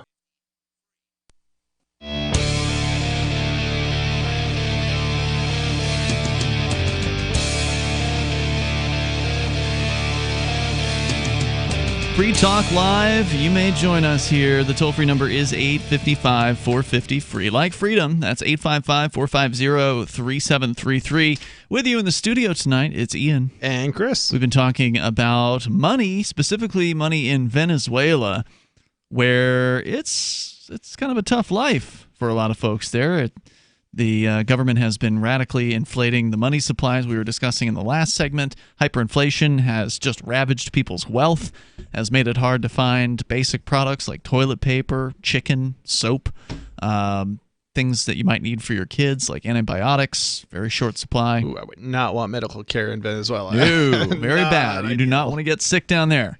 And go to Cuba. The water supply is tainted. It's just it's a bad situation. And but there's a little bit of good news. There's a little bit of light at the end of the tunnel, so to speak. Actually, it's affecting people now, I should say, and that is the U.S. dollar. And look, I'm no fan of the U.S. federal government. Okay, No. I'm not here to sing the praises of the dollar. As you pointed out, Chris, it has consistently gone down in value over the last 100 years, roughly, since they got rid of all the precious metals backing in the 30s or whatever, and then they pulled them even further out in the 1970s. I think it was the Nixon administration that completely abolished the gold standard. Yeah. And ever since, in the last 100 years, it's just been falling and falling in value. However, it does not fall as fast as the bolivar, which has been hyperinflated. So when you compare the two crap can currencies together, one is significantly more crappy than the other. I mean, yeah, and there's some truth probably to the fact to the argument that other countries' adoption of the dollar props it up. Yes. So, I would say you're right about that. Yeah, I mean, and Venezuela doesn't have the benefit of other countries propping up its currency. Yeah, nobody wants the bolivar. There's nobody that wants. I mean, the people who print it don't want to get paid with it. Oh no, of course the people not. who are buying oil, or rather who are selling oil, they don't want to get paid with a bolivar. Nobody wants to get paid with a bolivar. That's why you couldn't get a pallet of toilet paper into Venezuela until recently, because the toilet paper vendor, the wholesaler or whoever, wasn't going to take a stack of bolivar. The toilet paper itself is worth more money than the individual bolivar. They actually undermined their own industries because the industries that they had in Venezuela couldn't get the supplies they needed in order to continue to operate. Correct. And they also nationalized a bunch of their industries, which made it even worse, because then you get the government running business. Oh yeah, absolutely. They just ran them right into the ground. ground. They did so many. There were so many issues. I mean, I mean, they couldn't. I mean, like you were saying, I think wasn't toilet paper one of the industries? Well, a lot of it was imported, from companies that are major manufacturers of paper products. Like the paper was imported, I thought, and then they made toilet paper from it or something. Maybe, but didn't that industry collapse because they couldn't buy the paper in order to, or the trees or whatever it was, in order to make the toilet paper anymore. I believe that. I didn't, I don't personally know that story. I know that there were, the wholesalers wouldn't take the bolivar, so you couldn't get a pallet of toilet paper unless you could pay for it in dollars or euro. Well, yeah, I'm not 100% sure if it was toilet paper, but there was definitely something of that nature. There's a bunch of industries that have been nationalized. Hundreds. They were nationalized, but I'm sorry, it wasn't that it was nationalized. It was that they had to close up shop, and then it was nationalized because they couldn't acquire the ingredients in order to because of government regulations. Right. And, exactly. They couldn't make the product anymore. So here's what's going on. There are now too many dollars, and that's generally not a problem that that's not the worst problem to have in the world is too many dollars. But there are problems that come with having too many dollars and not enough places to put them. So, for instance, a story from Bloomberg.com, an insurance saleswoman in the western town of San Cristobal tapes stacks of dollars from clients to the inside of a toilet tank in her office bathroom. Ew. A general contractor, unable to wire cash to his accounts in the U.S. because of sanctions, and likely because the banks won't allow him to, in Venezuela, flew his elderly mother and wife from Caracas to Miami with $9,900 of cash each, just under the limit required for reporting money to U.S. customs authorities. That's funny. Now, I do want to say this isn't legal advice, but if you walk into an airport with $9,900 That's on not you, a wise move. It's not a smart move. No. If they find that money on you, they're going to ask questions about it, and they're going to point out. They're going to say you're trying to avoid the reporting requirement, and that on its own is a crime. Yeah. People have to be very careful when they're dealing with the government, especially when it comes to money, because even in the United States, if you were pulled over by a cop or something like that, they'll take it. In the case of a cop, they'll just take it. But they'll call you a drug dealer and take it. Actually, cops having physical cash, that's even another issue entirely. But if you have something close to $10,000 and you basically go and you not $10,000 but less than this, right? Because $10,000 is the reporting requirement, but if you go to the bank and you deposit $9,998, they're going to say that you're basically evading. They call it suspicious activity. Yeah. They will file a suspicious activity report, an SAR, with the Treasury, and that will likely result in an investigation being done on you. Yep. And then they will likely file what they call a structuring charge, which is a very serious criminal financial crime. Yeah, it's a stupid crime, but it's absolutely ridiculous. Yeah. But you're better off. Despite all the paperwork that's going to be involved, you're better off, waiting until after you got $10,000 and then going in and dealing with the paperwork. Yep, absolutely true. Because then they file a cash transaction report because it's $10,000 or more, And those are routine. Those are normal. Right. Those are standard. Those don't raise the eyebrows that the suspicious activity report does. In reality, it's the small cash businesses that have to be owners that have to be the most worried about, because they might be going in on a daily basis and depositing something and they don't close know. to that and not knowing. And it's just because it's a routine in their business, but the government doesn't care. The agents, they'll just file charges against you. Former deputy chief of the Judicial Police, who now works as a security consultant, says, quote, "This is money earned through legal means, yet in a currency that exists entirely outside the country's constitutional order. This isn't money laundering," he says. He says you have to wonder how many people right now have money stacked inside their homes like Pablo Escobar.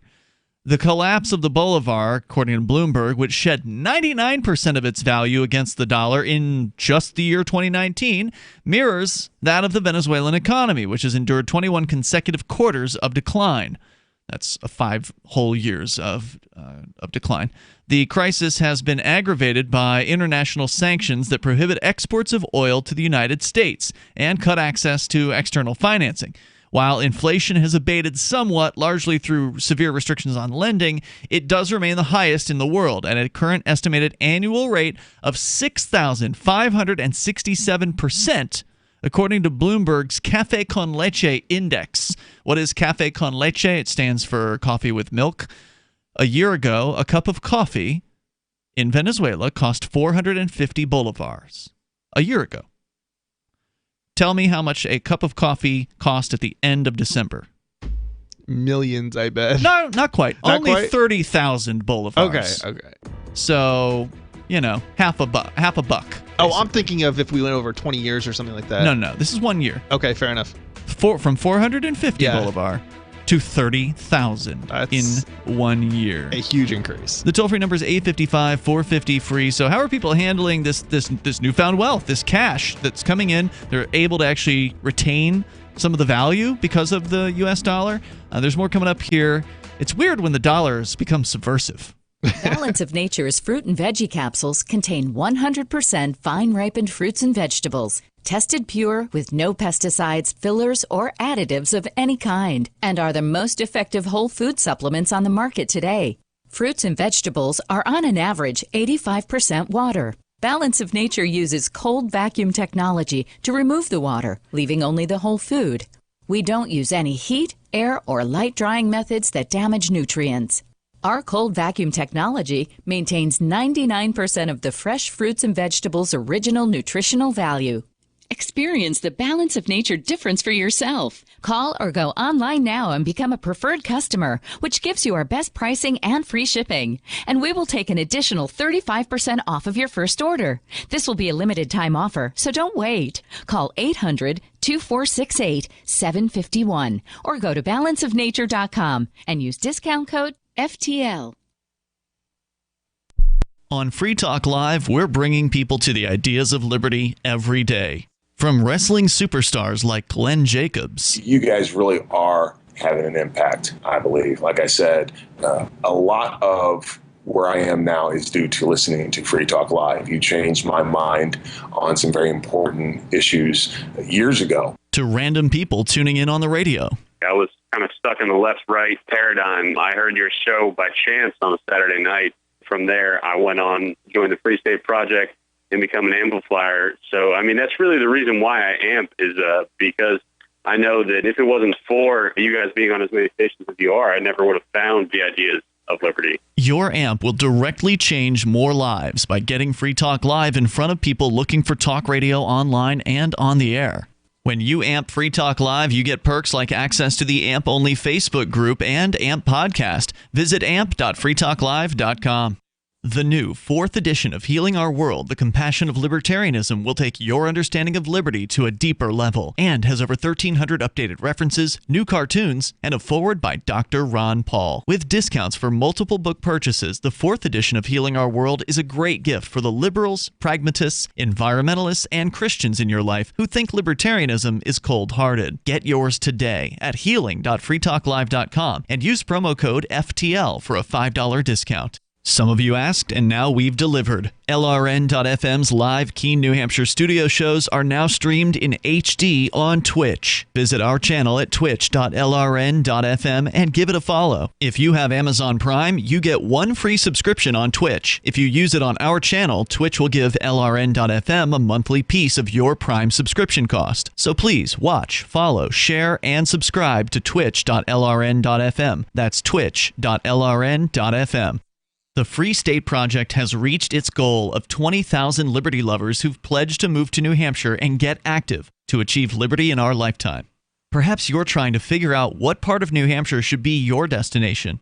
If so, consider Keene. You'll find more than 150 reasons to move to Keene at move.freekeene.com. Keene is famous for its historic, publicity-generating activism, as well as being the liberty media capital of the world. It's home to freekeene.com, New Hampshire's destination for liberty activism, news, and opinion. For years, we've been compiling over 150 reasons to move to Keene at move.freekeene.com, where you'll learn about some of what's happening here and what makes Keene a great place to live. If you love liberty, you'll probably enjoy anywhere you end up in the Shire. But do your due diligence first. Please visit move.freekeene.com for the full list of over 150 reasons to move to Keene. That's move.freekeene.com.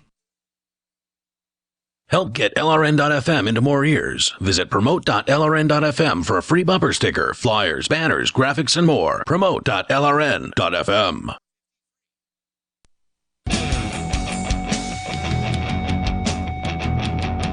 This is Free Talk Live. You can bring up whatever you want here. The toll-free number is 855-450-FREE like freedom. It's 855-450-3733. We have the Discord call-in line rooms at discord.lrn.fm. That is where you can, by the way, interact with other Free Talk Live listeners. They are there 24 hours a day. It seems like there's a lot of folks on our Discord server, hundreds of active users in just the last 30 days. And I do, by the way, purge the server from time to time. I don't like it when we have people who have been inactive for a long time, so I boot them out. So if you've been in the server for over 30 days without coming back, I figure, we'll just get rid of your account because I like to make sure that our numbers are as accurate as possible. So when I say we have hundreds of users that are active in the last 30 days, that's the truth. And you can go and check it out over at discord.lrn.fm. It's Ian and Chris in the studio here tonight. We've been talking about the failure of the Venezuelan bolivar and how people in Venezuela are now switching over to the dollar, and they're being allowed to. Whereas previously it was a crime, and it still is technically not legal to do business in the dollar, but basically they're letting it happen. I wonder, they must be paying, there must be some sort of tax, I would think, in Venezuela, right? You would think. How did the people how do they collect the pay tax? The tax if they're ignoring the fact that their dollars are illegal? And that's an excellent question. I don't know. The economy is operating in dollars. I don't think I've seen that question addressed anywhere in what I've read about Venezuela over the years, so I have no idea. If you know the answer to Chris's question, call in. The toll-free number is 855-450-FREE, or maybe there aren't as many taxes directly on, maybe the taxes like on income, in which case they would be paying their income taxes in bolivar. Like if you're a state worker or something, you're obviously getting paid in bolivars. Right. Presumably many paychecks are coming in bolivars unless they're getting paid under the table. So I don't know. Yeah, what are the taxes in Venezuela? Do they have property taxes? But how does a business owner pay somebody in bolivar if they're getting dollars? You see what I'm saying? A lot of people must be getting dollars under the table then, I would think. So then the taxes effectively aren't being paid except for We would have to learn what those taxes are. We don't even know what taxes, because just presuming they have similar taxes to the U.S. won't necessarily jibe. It won't work. I don't know. Maybe there's not. Like, for instance, Mark Edge, our co-host, he's leaving to go to the Mariana Islands. They don't have property tax. Right. I mean, I know they have a lot of oil, and so I'd imagine most of their revenue comes from that. Maybe. But I don't know if, yeah. I don't know. Let's go to the phones here. We got more on what's happening with the dollar down there. As I said before the break, it's kind of weird seeing the dollar become this subversive tool to empower the individual, which normally it's very weird. The reverse of that. But let's go to Hudson Valley guy, a.k.a. Dave in New York, calling on our Discord lines. Go ahead, Dave. Hey there. How you doing? I'm well. What's on your mind tonight? I hate juice because nothing you but hate juice? greedy, J-E-W-S. I'm not a fan of juice either. I like some juice. I had some orange juice today. Oh, you said Jews, so you're a bigot. You're a racist. Are you a racist? Oh, Jew. Oh, I have nothing against because, Jews. You know, You're not what? only racist, but what? You said you're a racist and what else? I said not really racist because my ex-best friend in Seattle is nothing but a greedy Jew. He is just like Hitler. He is Hitler just wasn't like, a Jew. Oh my God. He is a dictator. He's a dictator, and he is on the Discord server as well. Says, "Oh, So wait, you can't say that." Do you support Hitler? No, I don't. Okay, so you don't like Jewish people because you've known one Jew in your whole life who you didn't like? He likes to be in control. He won't even give me a song that I actually like. The song is called "Lover" by some guy named He won't give you a Rennick. song. He won't even give me a song. The song is called "Lover." Why does he need to give you a Rennick. song? Is he a disc jockey? There's a song on Soma FM on Doomed, and I've been wanting, I keep on trying to record the song or whatever. But TJ Phantom in Seattle is nothing but a greedy Hold on, Jew. Dave. Instead of the name calling, which is very rude, and maybe this guy has not treated you well, I don't know what your relationship is with him, but why do you keep talking about him giving you a song? Why would he need to give you a song? I don't understand that. What does that even mean? I asked for the song way back in December, like in November, December, and he wouldn't even give it to me. Asked for it. Is he a disc jockey? Are you calling his radio show? He's not a disc jockey, but he says the guy he's just like the guy he is even on the Discord server. It says, "Oh, I can't type in caps. I can't say this, can't say that, whatever." Wait a minute. Hold on. Are you saying this guy's on the LRN.FM Discord? Yeah, he's on Discord, but what's his username? TJ Fan, TJ something. TJ something. David, you have not answered my has... question. I just want to understand. I mean, look, I'm not a bigot. I don't agree with you. I think it's ridiculous to categorize people all as the same because they were born in the same place or because they have the same religion or same ethnic background. I think that's ridiculous and it's ignorant and stupid. But I just want to understand, why are you asking this person who lives halfway across the country or all the way across the country, why are you asking him for a song? Why would this person need to provide you with a song? You live in the information age. Are you asking him to write a song for you? Is he a composer? No, it's just the fact that he likes to be in control. He is just like What Hitler. song do you want this guy to give to you? What song is it that is... I don't even understand how a song can make somebody in control. Okay, what's the song? The song is called... It's called "Lover" by some guy named Rennick. Lover by Rennick? Right. The song is called "Lover," Lover, by some guy named Rennick. Okay, so why would this person who is out in the West Coast be in charge of this song? Like, why does this person Rennick, or this isn't Rennick, right, that you're talking to? This is someone who's not Rennick, the person you're talking to? No, the guy's name is TJ the Phantom or something. Okay, so how does he have control over this person Rennick's song? No. I try to go into his room and into the DS server on Discord, and he won't even let me type in cabs. I can't say this. I can't be. I can't say Jews or whatever. Some blah blah. Okay, so because you are an obnoxious user of Discord, and this guy is putting down rules against you, you're mad. You're mad he won't play a song on what? What's he got, like an internet stream? Is he like a Twitch streamer or something like that? What's this guy do? No, I guess maybe he bought the whole entire CD, and he's only giving me little snippets, little bits and pieces of the song, whatever. I want the whole entire thing. Why would he buy? Hold on. What? How are you getting delivered the song? Is it over Discord? This guy's playing music? He's playing like little bits and pieces of it on Discord, and he won't even. Why don't you just go to YouTube and watch the video? Why would I what? Why don't you just go get the song for yourself on the internet? Because it's hard to find. Well, I'm looking right here at Rennick on YouTube. I don't see Lover, but there's one called Love Twice. Someone Like You. body control. You have to do a Google search, whatever. The song, type in Rennick Lover. So you're mad Lover, because somebody let's just take you at your word that this is a hard to find track, that you've looked all over the internet and you can't find it. This guy you are on a Discord server with has paid for the album, and he's teasing you by giving you little snippets of the song, but you want to hear the whole song, so you're stamping your feet and you're throwing a tantrum like a little baby. And now you're mad because he won't give you what you want because you're too cheap to buy the CD yourself. Is that pretty much sum this up? Well, no, because he's also on the Discord server, and you're blaming him because he's Jewish, and you think that has something to do with it. He says, "Oh, I can't say this, I can't say that." Yeah, well, it's his damn server. He should be able to say whatever it is he wants. Look, I mean, it's obnoxious to have somebody shouting at you. He likes to be in control. He's like Hitler. I have a solution for you. Why don't you set up your own Discord server? Right. Okay. Talk to yourself. You can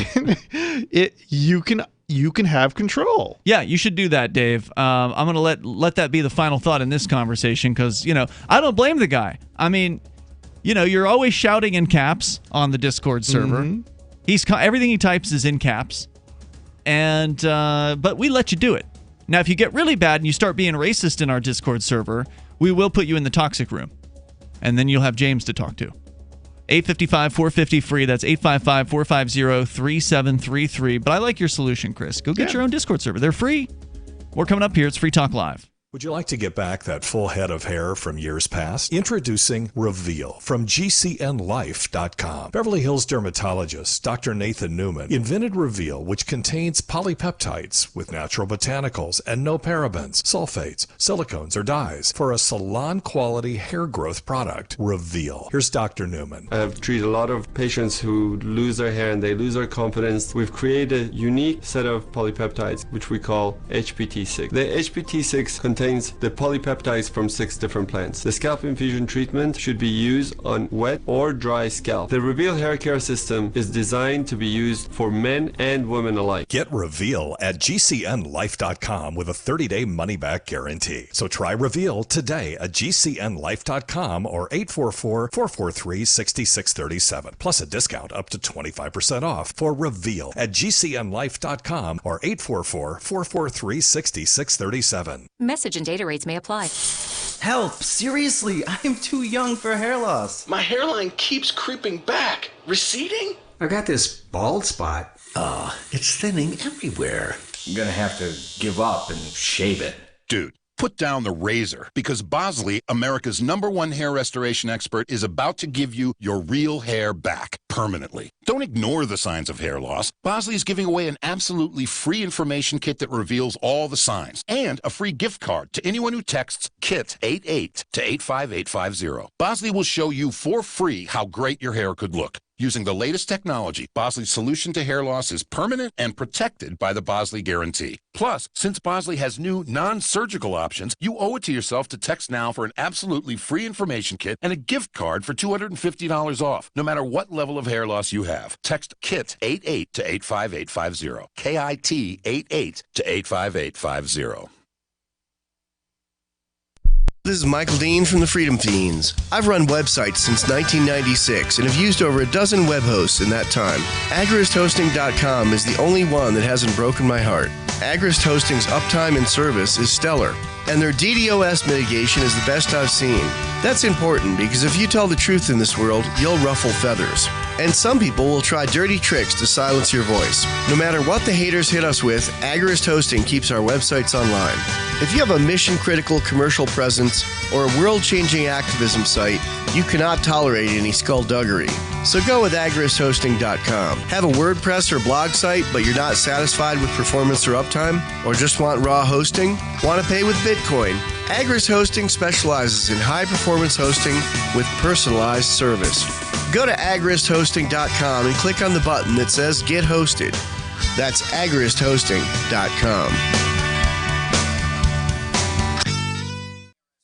So you've heard all 3 hours of the latest episode of Free Talk Live, and you're still hungry for liberty-oriented audio content? Did you know that we have another 24/7 audio stream at LRN.FM? The Liberty Radio Network airs the latest episodes of some of the best liberty-oriented podcasts on the internet around the clock. In addition to recorded content, you'll also hear live shows like Free Talk Live, originating from our Keene, New Hampshire studio. So listen anytime at LRN.FM. That's LRN.FM. Cell 411 is a free app for Android and iOS that replaces government-controlled 911. Cell 411 allows you to preset a group of friends or private organizations to show up at any emergency. Cell 411 is a nightmare for the state because it proves their so-called services aren't needed. Cell 411 has had thousands of installs, and of course it's covered by the BIPCOT no government license. Cell 411 because your friends won't shoot you when you're in trouble. Without the government, who would build the emergency services? You and Cell 411. Get it today at getcell411.com. Some of our live shows are streamed in HD on Twitch. Please follow and share at twitch.lrn.fm. That's twitch.lrn.fm.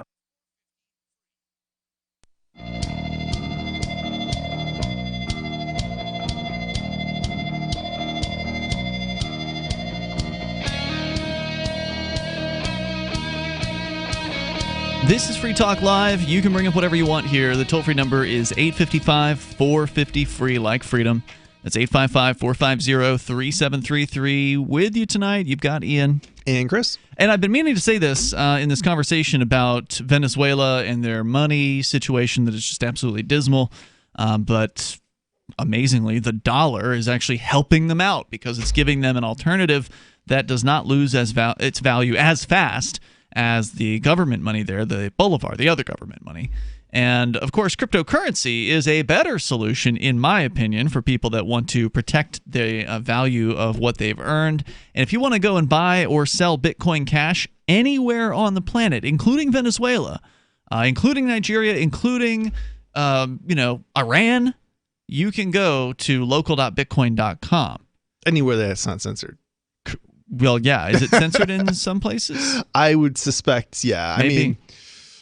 I did see somebody on there claiming to be from Iran, and unfortunately, it's not legal to sell to someone in Iran or buy from them. But if you wanted to, you could. It's not legal in the United States. That's what I mean. But that doesn't necessarily mean it's illegal if you're in some other country. That's true. Local.bitcoin.com, dozens of payment methods. You can buy or sell Bitcoin Cash. And importantly, there are no identification requirements to sign up for the site. So get on over to local.bitcoin.com. As we continue here, we've got more from the story about how the U.S. dollar looks like helping save Venezuela's economy. At the very least, it's allowing people to do business and hold their money. Because if you had received Bolivar from somebody that was buying a thing from you, you've got this depreciating thing that's like literally losing value as you have it in your hands. You want to get rid of that stuff as quickly as possible. And that's why they had the old stories about people coming into, during hyperinflation in the Weimar Germany. They like bring in a wheelbarrow full of this cash just to buy a loaf of bread, and they'd get it in as quickly as they could on payday. It's kind of interesting that their authorities are allowing this to happen. It kind of suggests that they've managed to steal effectively all that they can, the government. They've maxed out. Right. They've maxed out what they can steal from their nobody's citizens. being fooled anymore by population. this Bolivar. I mean, that's one of the things I'd asked when they made the switchover, when they went from the Bolivar Fuerte and knocked 5 zeros off and went to the Bolivar Soberano in August of 2018. I said, is this going to fool anybody? Is there anybody in Venezuela who's going to be like, oh yeah, now it'll be fine? And it didn't. Maybe the 5-year-old who doesn't remember. Yeah, it didn't. It didn't fool anybody.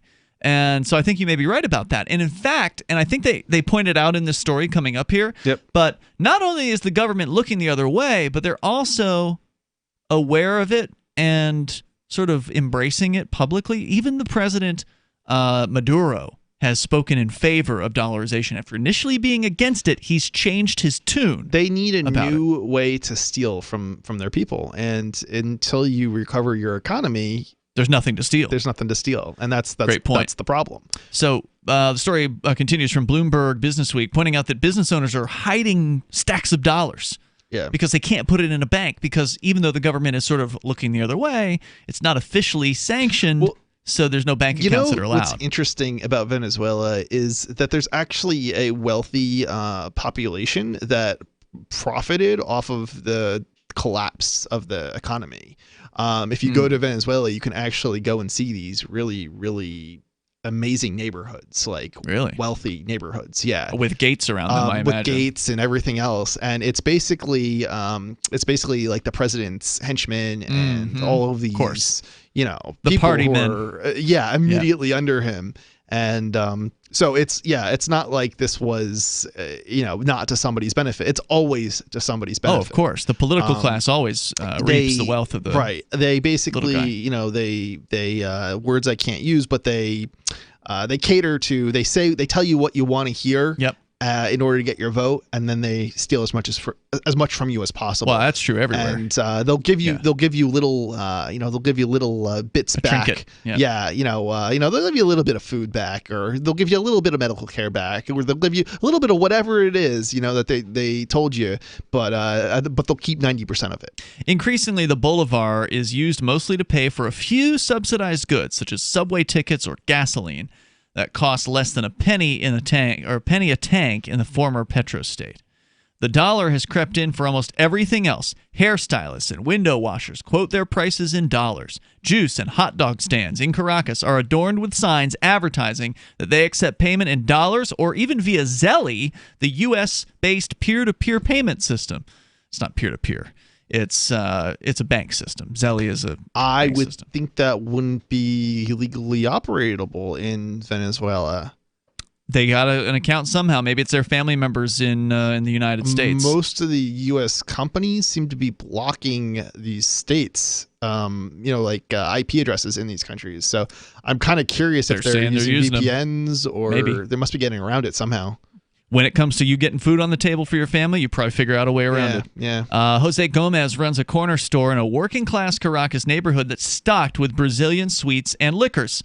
About 70% of his sales are in dollars. 70% of his sales are in dollars. I wonder what the other 30% is in. Is it cryptocurrency? Or I doubt that. I mean, it's not. It's clearly not Bolivar, likely. It can't be in Bolivar. I mean, the amount of Bolivar you would need is just astronomical. Where do you store it? How do you store that kind of? I mean, it's hard to store dollars if you're taking it entirely in dollars. Well, it's not as bad now that they lopped 5 zeros off, but it's getting worse by the day. It's still terrible. But again, 70-30. So he says, we don't know for how long the tax authorities will ignore us, he says. Juan Carlos, who asked that his last name be withheld for security reasons, owns a shop in the Chacao district of Caracas that sells imported luxuries such as Nutella and gluten-free flour. He has about $3,000 in his register on any given day. Wow. He pays his suppliers in dollars and takes his profits home at the end of the day. He says, quote, "We've turned back to the 1920s, to keeping cash under our mattresses," he says. Banks in Venezuela cannot offer dollar checking or savings accounts. Several banks allow clients to stash their greenbacks in safe deposit boxes, however, and some of them charge a steep 2% fee on withdrawals. So they're letting their customers use their space, but charging them to pull the money out. Usually when you get like a lockbox, I would think that they wouldn't know what's going into the lockbox, right? It's different there. Venezuela's bank regulator, Sudabon, declined to comment. The dollar's ascendance has stoked fears about another wave of violent crime, like the one that began in the late 90s when gun-toting bandits on motorcycles preyed on drivers waiting at red lights. The number of so-called express kidnappings, day-long abductions for ransom, also skyrocketed. In December, Andres Gutierrez was robbed at gunpoint outside of his home in the Caracas neighborhood of Macaraque as he was coming back from a party. Quote, "He took my phone and was pointing his gun at me as I laid on the sidewalk. He told me to close my eyes if I didn't want to die," Gutierrez said. He later managed to make a deal with the gunman, offering the pair of thieves $100 to get back his phone. He said, "If I hadn't had dollars, they never would have given it back." He said, "I don't think they would have accepted a Bolivar transfer." While crime figures are readily available, so again, even the criminals don't want to take Bolivar. He said that, or rather, while crime figures aren't readily available, theft and kidnappings are believed to have decreased in recent years as the Bolivar lost value. Ammunition increased in price, and the rich and poorest both left Venezuela in an exodus of 5 million of their people. With more dollars in circulation, there's once again something valuable to steal. 5 million people. What's the population in the country? Because I didn't think it was. I think it's like 30 high. million. Wow, 5 million, and there's only a 30 million pop. If that's right, that's a substantial. Let me check that for you. That's a substantial number. That's like that's like almost New York City moving and just leaving, exiting. That's even 8 million people is, I believe, New York City, and that's a substantial city in the United States. So. Venezuela's 2020 population estimated at 28.4 million, according to UN data. Okay, so wow, that's even more than. It's a huge chunk of their that's huge. Country. That's substantial. This is another gentleman quote. At any moment we will see crime blow up because we're facing a huge problem with how to move cash. It's chaos, said Jorge Barrios, who owns Caracas-based Gallery Security, so a security company. He says stores and homes are becoming cash deposits. While President Nicolas Maduro railed against the idea of officially swapping Bolivar for the U.S. dollar last year, equating it with a surrender of sovereignty, he thanked God for the greenbacks in a November interview, crediting their increased use with an economic recovery and resurgence of production. So he has officially acknowledged the fact that the dollar is helping the people of Venezuela. That's, of course, in spite of everything that he's done. Right. And his party. 855-450-FREE. You can join us here on the radio. It's Free Talk Live. I want to tell you about my favorite cryptocurrency wallet, Edge Wallet, at edge.app. Edge is the wallet I use more than any other, and that was true long before Edge Wallet became a sponsor of Free Talk Live. Edge Wallet allows you to buy, sell, trade, and securely hold your cryptocurrencies, including Bitcoin, Ethereum, tokens, Monero, Ripple, Dash, Bitcoin Cash, and more. It's available for both Android and iOS, and you can download it via the Play or App Store or via Edge Wallet's website, edge.app. Secure your freedom with Edge Wallet. Have you heard of LibertyCon? LibertyCon is not only a convention with great speakers like Whole Foods CEO and co-founder John Mackey and Nobel Prize winner Vernon Smith, but it's also unique because you get a chance to network with more than 70 pro-liberty organizations, one-on-one for the purpose of career advancement, business, and internship opportunities. April 3rd through 5th in Washington, D.C. You can learn more by visiting libertycon.com and use code FTL for a $10 discount on your registration. That's libertycon.com. Are you a cryptocurrency advocate? The Crypto Tip is the ideal outreach tool to help new people discover cryptocurrency. It's a printable business card-sized tip that you can give to service providers, preferably in addition to a good cash tip. When the server scans the QR code, it'll bring up an explanation of cryptocurrency, how to install a wallet, and allow them to claim the tip. If they don't claim the crypto, you get your tip refunded to you after a time period you specify. Plus, if they do claim the tip, you get an email alert. Create as many tips as you want at cryptotip.org. That's cryptotip.org. If you want to know the latest about Free Talk Live before we go on the air, all you need to decide is how you want it delivered. It's your choice. Visit news.freetalklive.com to receive our usually weekly news updates by email. Plus, we have a Twitter account at twitter.freetalklive.com, and you can follow us on the decentralized Mastodon platform at toot.freetalklive.com. So please follow us at toot.freetalklive.com and sign up for our emails at news.freetalklive.com. You're listening to the live edition of Free Talk Live. Hour number 3 is next after the news here on the Liberty Radio Network at LRN.FM.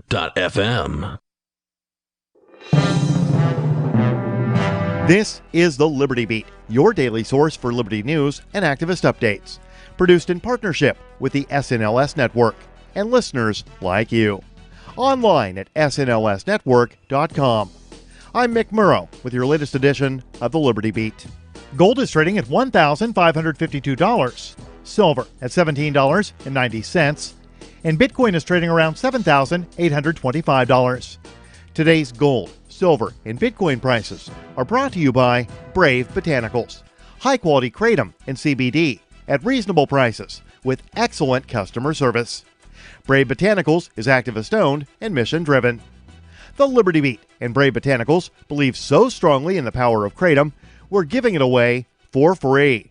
Just go to libertybeat.news/freekratom. This is the Liberty Beat at snlsnetwork.com. In the news, Iran's civil aviation chief is rejecting U.S. claims that Ukraine International Airlines Flight 752 was shot down by Iranian missiles as illogical rumors.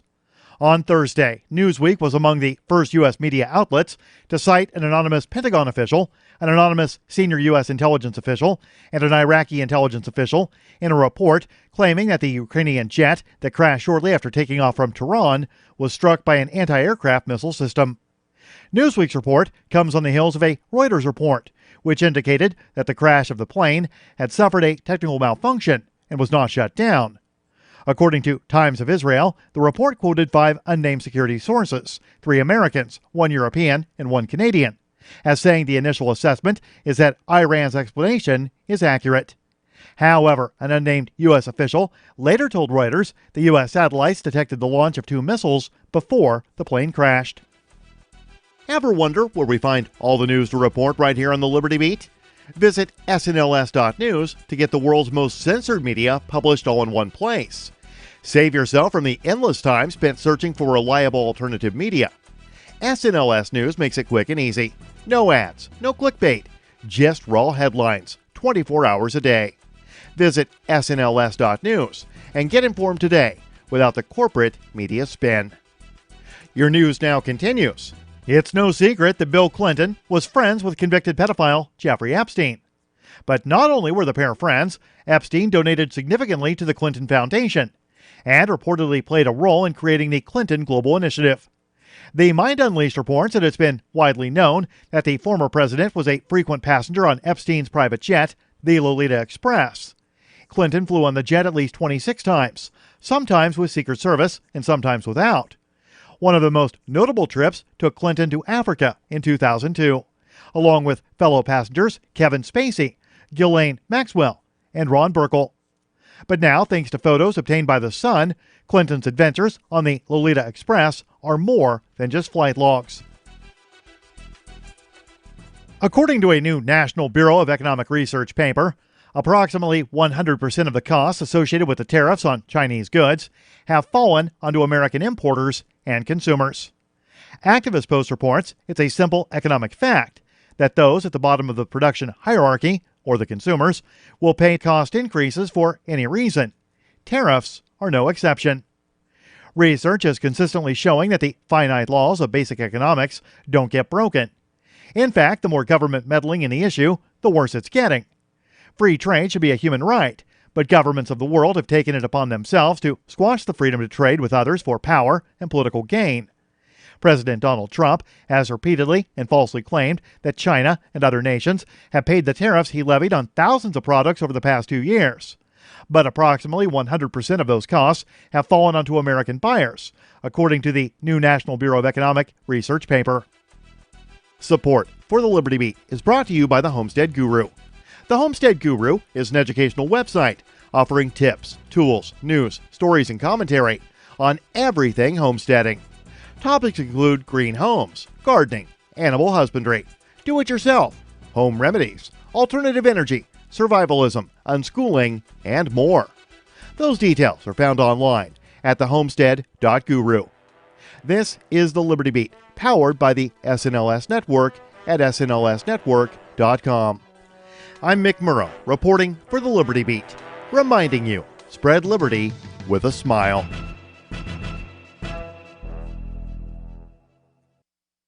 Following reports of a newly posted job listing at area marketing firm Swenson Digital, The Onion spoke to a few of the 1,400 applicants who claim they are, quote, absolutely perfect for this position. When I first saw this opening, I knew it was right for me.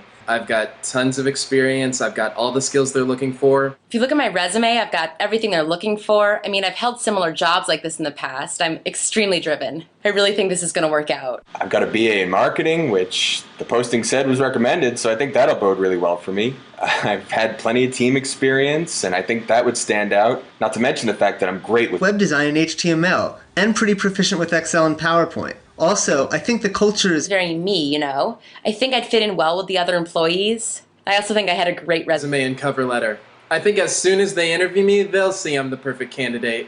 As of this video's release, Swenson Digital had extended a job offer to an applicant who happens to be a friend of the boss's son. This is the Onion News Network.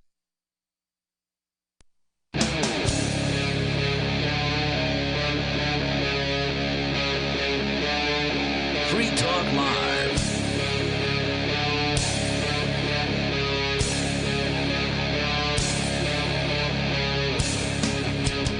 This is Free Talk Live. We are launching into the third hour of the program. As always, you can join us here. The toll-free number is 855-450-FREE like freedom. That's 855-450-3733. In the studio tonight with you, you've got Ian. And Chris. We've been talking about money, specifically the really bad money, the state money, the government money. Fiat money. The fiat money, the central bank money. And we're talking about the worst of it on the planet right now, the Venezuelan Bolivar Soberano, which has just been racked by hyperinflation. People are in bad shape there, but they're in better shape now because of the U.S. dollar, oddly enough. You know, we're critics of the dollar here on Free Talk Live. On the average day on the air here, we will say, you know, and we're not investment advisors, just to be clear. I don't claim to know a whole lot about any of that. But I do know that I don't like government money. And I do know that they inflate the government money supply. All of the governments, all of the central banks, they have the same policy. The only question is, how fast are they doing it? How much are they cranking out the new bills? How much are they inflating the zeros, the money in the digital systems? Because they can. And they will. They have the power to inflate their supply of money, and they will use that inflation to benefit their friends and punish their enemies. And that's just the way it is the world around. And sometimes people in power go crazy, and they inflate faster than other people in power around the world, and their money goes into hyperinflation, and people want to get out of it even sooner.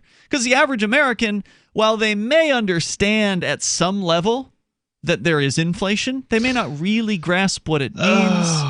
I don't know, man. Do you ever see the video where they ask, can you identify this country without any of the different states? Basically, it's a picture of the United States, and most people can't identify. Wait, it's just hold on. It's just like a photo, or not photo, but a graphic of the United States outline, but without the individual states like listed. And does it show you Mexico and Canada above, or is it just the outline? It's just the country. Okay.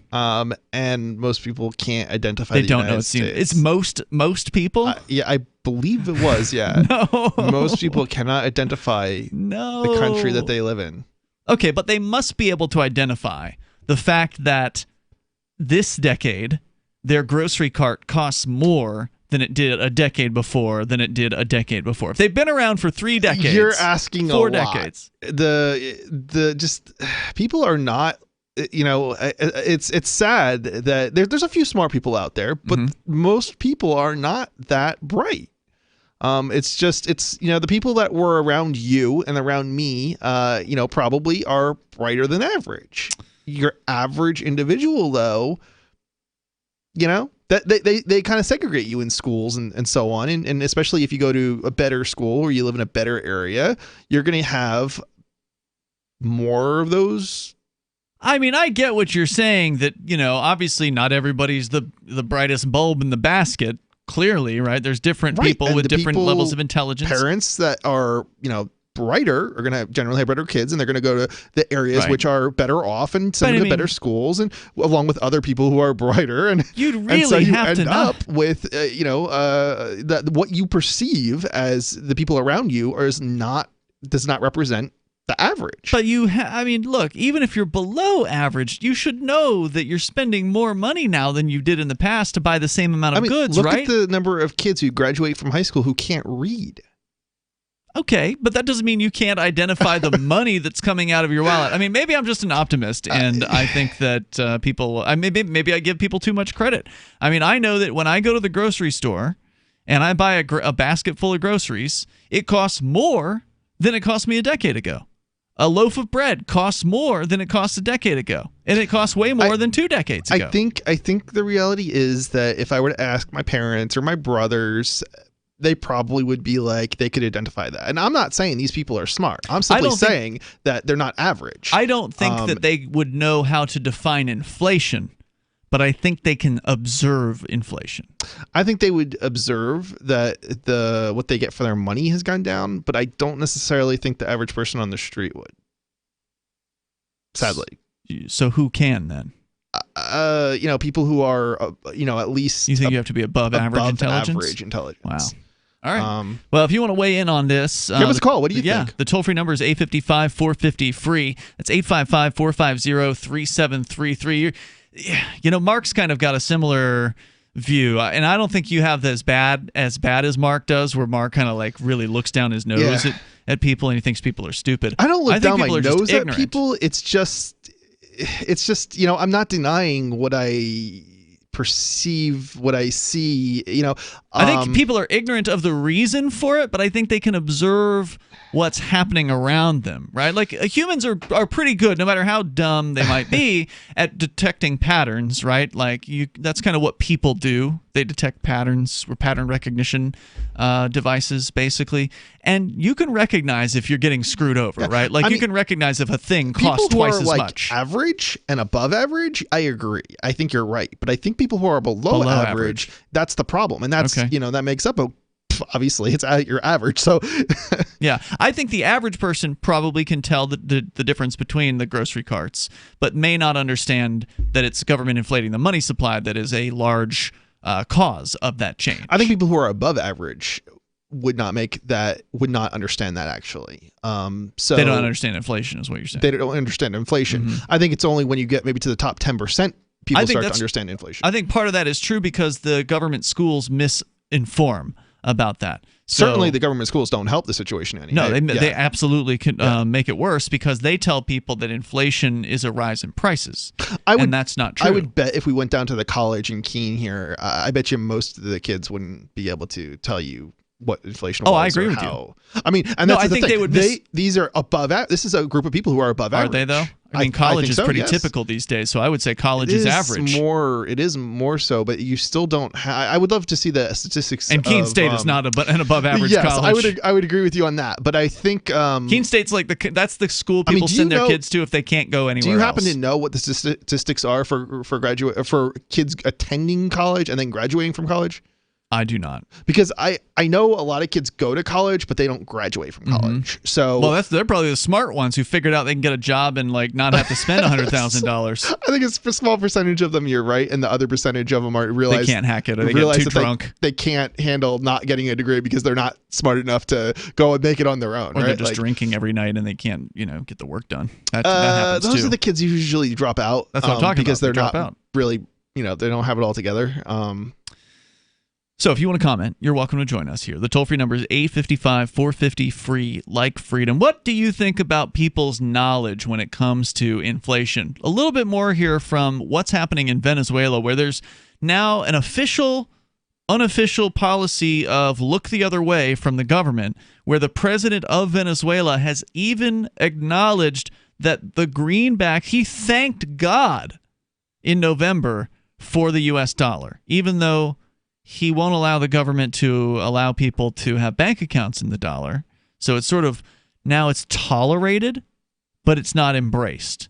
It's there and it's allowed, but it's unofficial. Illegal, but we're only going to use it to put our thumb on the people we don't like. Yeah, exactly.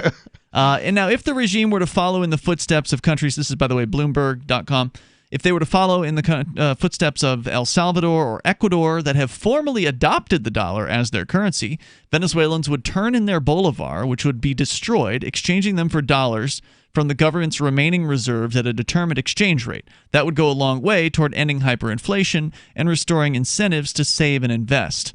Now, although I have to wonder how political that process would be, because if the government sets an exchange rate, that's what's been ignored by the Venezuelans forever. That's why there's a black market exchange rate in Venezuela.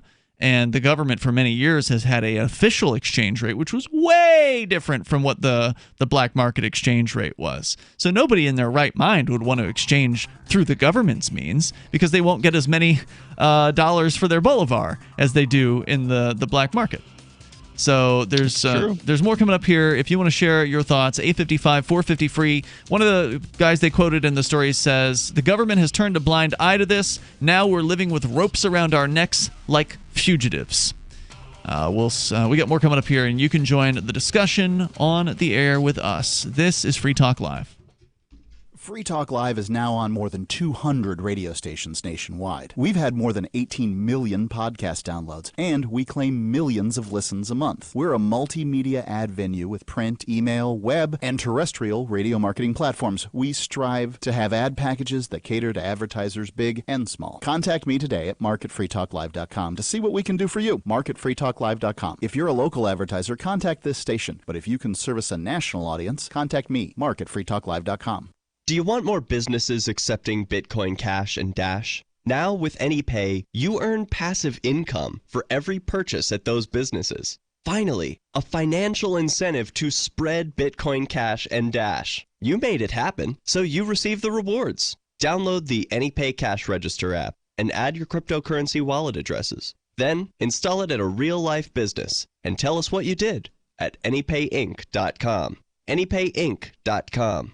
I can definitely say that I have found the best cryptocurrency wallet. Certainly the best named one. I'm Mark Edge, and I love the Edge wallet. I've been using it for the last few months. You can buy, sell, trade, and hold your cryptocurrency securely. I trust my holdings of all the major cryptocurrencies to Edge wallet, and you should too. No long phrases to memorize, just a username and password. Secure your freedom with Edge wallet. Get it now on Apple or Android in the App Store or at edge.app. The next generation wallet is coming from Divvy. In just a few taps, you'll be able to send, earn, spend, and exchange digital money in seconds. Send money around the globe with only a swipe. Instantly exchange between Divvy, Bitcoin, and fiat right in the mobile app and withdraw directly to your bank account. Divvy already offers the first one-tap solution for earning passive income with crypto. Multi-tiered masternodes allow everyone to partake in the network. Visit divvyproject.org. divvyproject.org.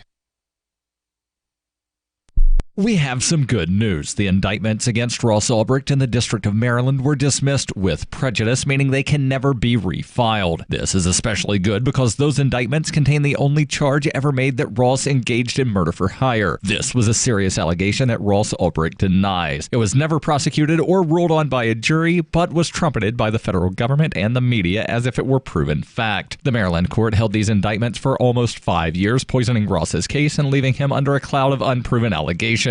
As explained in Ross's appeal to the Supreme Court, the fact that the judge used these allegations to give Ross a draconian sentence of double life without parole violated his Sixth Amendment right to a jury trial. Judges are required to issue sentences based on convictions decided by a jury, not unproven allegations never even charged at trial. Although this is a positive development, the dropped indictment will not set Ross free. Now, a presidential pardon is Ross's only hope of freedom. Sign the petition at freeross.org. freeross.org. There are lots of ways to listen to Free Talk Live. Our podcast has been around since podcasts began, and now the FTL feed is loaded with content besides our full show archives. Did you know that we make it easy for you to customize your podcast subscriptions? We have different feeds, one that includes only our full shows, one with just the Daily Digest, and one with just the Edgington Post. You decide what you listen to. It's quick and easy to customize your feeds at feeds.freetalklive.com. That's feeds.freetalklive.com.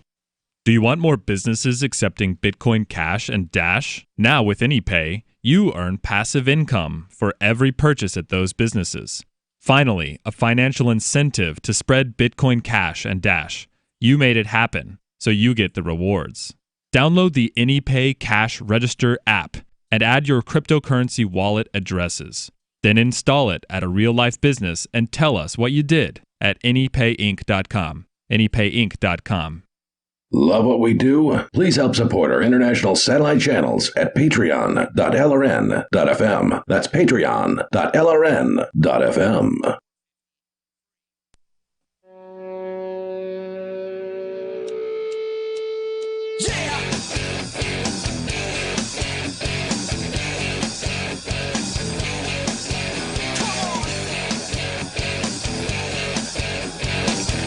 This is Free Talk Live, and you can take control of the airwaves here, toll free at 855-450-FREE like freedom. It's 855-450-3733. We continue here with your calls and thoughts. Welcome with you tonight. It's Ian. And Chris. LibertyCon is coming up April 3rd through the 5th. That'll be here before you know it. 3 months away in Washington, D.C. for people that want to network with more than 70 pro-liberty organizations, say for career advancement, business, or internship opportunities. You'll get to do that, plus hear from some great speakers like John Mackey, the Whole Foods CEO and co-founder, Vernon Smith, who won a Nobel Prize in economics, Miriam Issa, pop culture expert and political commentator, and Nassim Nicholas Taleb, who spent 21 years as a risk taker, and then he wrote a book called The Black Swan, and I imagine he's written others. There's still more. You can visit libertycon.com to learn more about the other speakers and things happening there. And when you register, use code FTL, and you'll save $10 on the already very affordable registration, like shockingly affordable registration, under $100. That's before the discount to attend this thing. That's the regular price. If you're a student, knock half price off because they're giving great deals for students. They want young people to attend this. They're even offering student travel scholarships, meaning they'll help you get to the event. And there are discounted rooms for everyone staying at the Marriott Marquis there. It's April 3rd through the 5th for LibertyCon. Use code FTL at libertycon.com to save $10. Let's go to your phone calls and thoughts. Bobby is in Chicago. Bobby, you're on Free Talk Live. Go ahead. Chris, I'd like to ask you a question, hypothetical, that is based on actual events. Okay. Are you capable of having a conversation? Great. Go right ahead. You don't have to lie about your name, though, James. Go ahead. And Bobby's my middle name. Oh, okay. That's not a lie, but I'm not calling from the Windy City. All right, why Bobby. Would I have to do that? I'll call in and say I'm James next time. I'll even give him my full name. Go right ahead, Ian Bobby. Bernard. No, please call me James then. Okay, James. I don't want you calling me by my middle name. Chris, if somebody were to hypothetically make like somebody with a wrench and hit Ian Bernard over the head, and that someone would watch Ian Bernard strangled to death, and that someone were to give Ian Bernard's killer, murderer that is, a lift to the airport. Wouldn't it be a travesty of justice if that someone had to spend 8 years in prison? If the Keen Pigs Department, as you call them, captured that person, and that someone, by the way, completely lied to the Keen Pigs Department while that murderer was on the lam, then wouldn't it be a travesty of justice if that murderer got away forever and then ended up having a lake home in New Hampshire and had a wife and kid while Ian Bernard were still dead, and Ian Bernard's loved ones, assuming he has any, I actually don't think his parents care for him or respect him at all. That's an aside point. But Chris, wouldn't it be a travesty of justice if that someone had to do 8 years in prison? I am not even entirely sure. So you're saying that Mark is a murderer and Ian you're going to kill, correct? Who said anything about Mark? You did. I asked you a question. If somebody that murdered Ian Bernard, watched Ian Bernard murdered, had to do 8 years in prison, wouldn't that be a travesty of justice? Oh, so you're saying the answer is yes. Well, let him answer the question. Okay. You asked him a question. I need to understand what you're saying. So you're saying effectively that I would be the one spending 8 years in prison because you murdered Ian. No, you idiot. I said an accomplice of someone. I never said anything about me. Well, I know you're he's saying someone hold on, James. Let me translate for you here. James is saying that if somebody murdered me and only had to do 8 years in prison, wouldn't that be a travesty of justice? No, that's not what I said. I said if someone were to hit you over the head, incapacitate you, so to speak, and that same someone were to watch somebody strangle you to death, Ian Bernard, right? And then that same someone gave the murderer a lift to the airport and lied to the cops. You let the cat out of the bag, Chris. Mark Edgington did just that.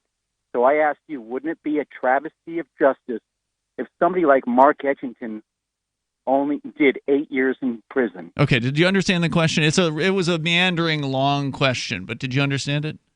Okay, so he's talking effectively about the murder that was committed by Mark in 1989. In 1989, Mark was charged with murder. He didn't allegedly commit the murder. This isn't a secret. He assisted the murderer in the ways that James described. There was a wrench involved. Mark allegedly hit the person with the wrench. I think he will admit to having done that.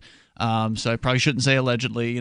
That happened, and he's not proud of it, obviously. But would that be a travesty of justice? Is the question that James asked. He only did 8 years. 8 years. I'm not necessarily convinced that that would be a tragedy. No. All right, James, you want to respond to that?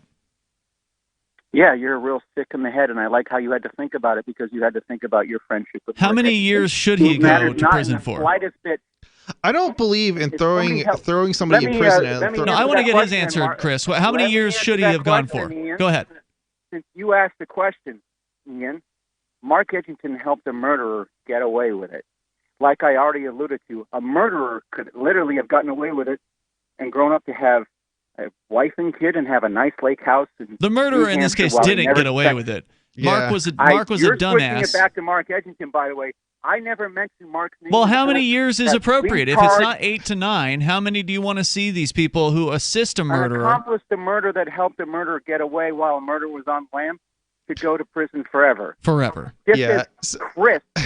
So even though Mark, who is not who you're talking about, but also who you're talking about, even though he's turned his life around, he's no longer the same scumbag teenager that he was when he was 17. He's now like 47 or 48 or something like that. Even though he's turned his life around, he's actually a model of an example of someone who actually was corrected by his time in prison. I don't know if I would go that far, but I certainly think I don't think there's something wrong with Mark. I'm just saying that I don't know if the system actually fixed him.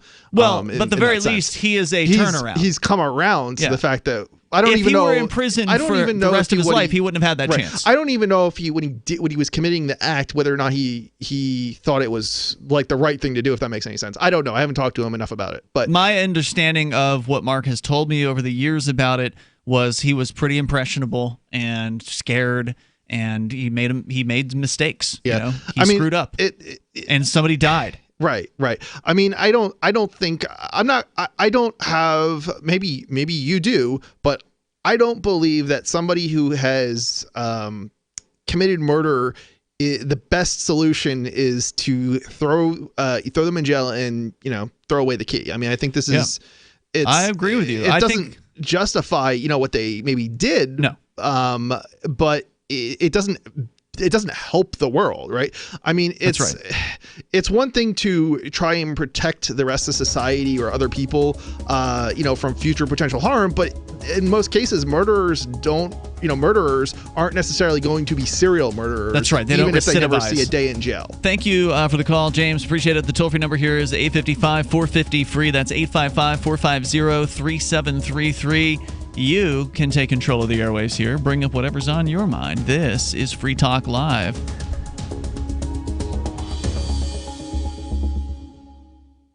Bitcoin.com has launched a trading platform at local.bitcoin.com, allowing you to buy or sell Bitcoin Cash via dozens of payment methods like PayPal, Venmo, bank deposit, remittances, or meeting in person with cash. There are no ID requirements to sign up for and use the site, and all communications between buyers and sellers are encrypted. Finally, a global trading platform that respects your privacy. Visit local.bitcoin.com to get started trading Bitcoin Cash.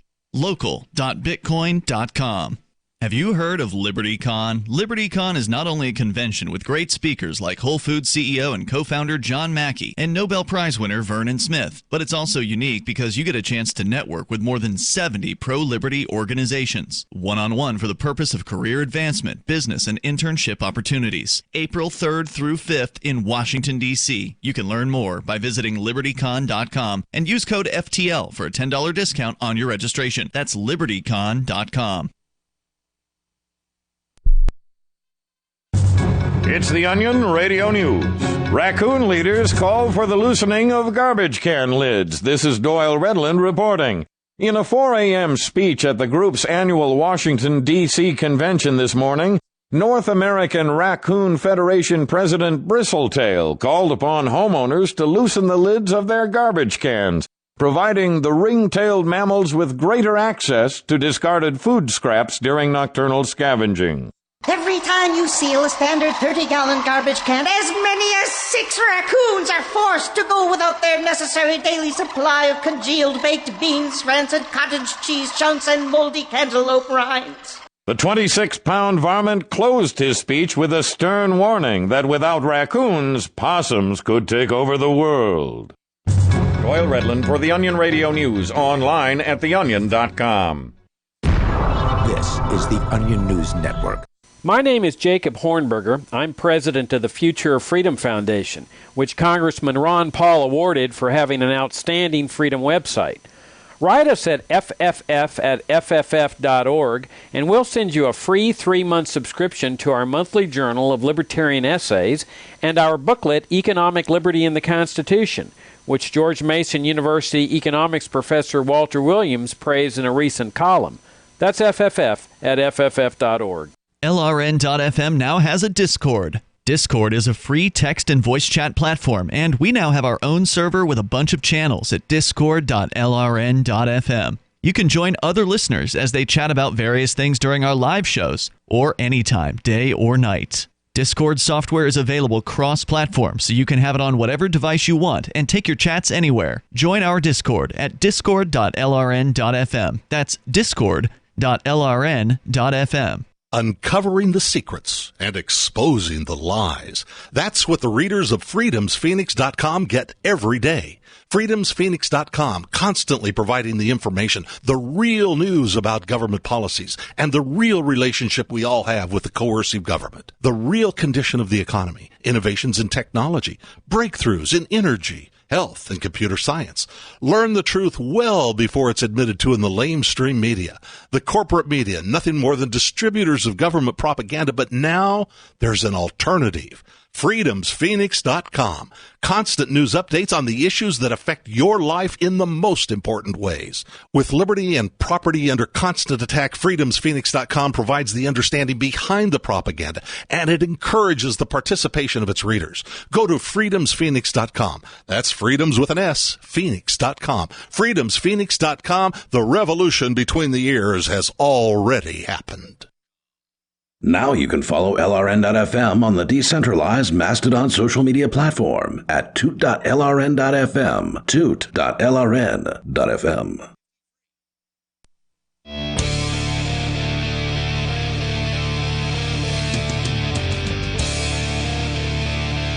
It's Free Talk Live. You bring up whatever you want here.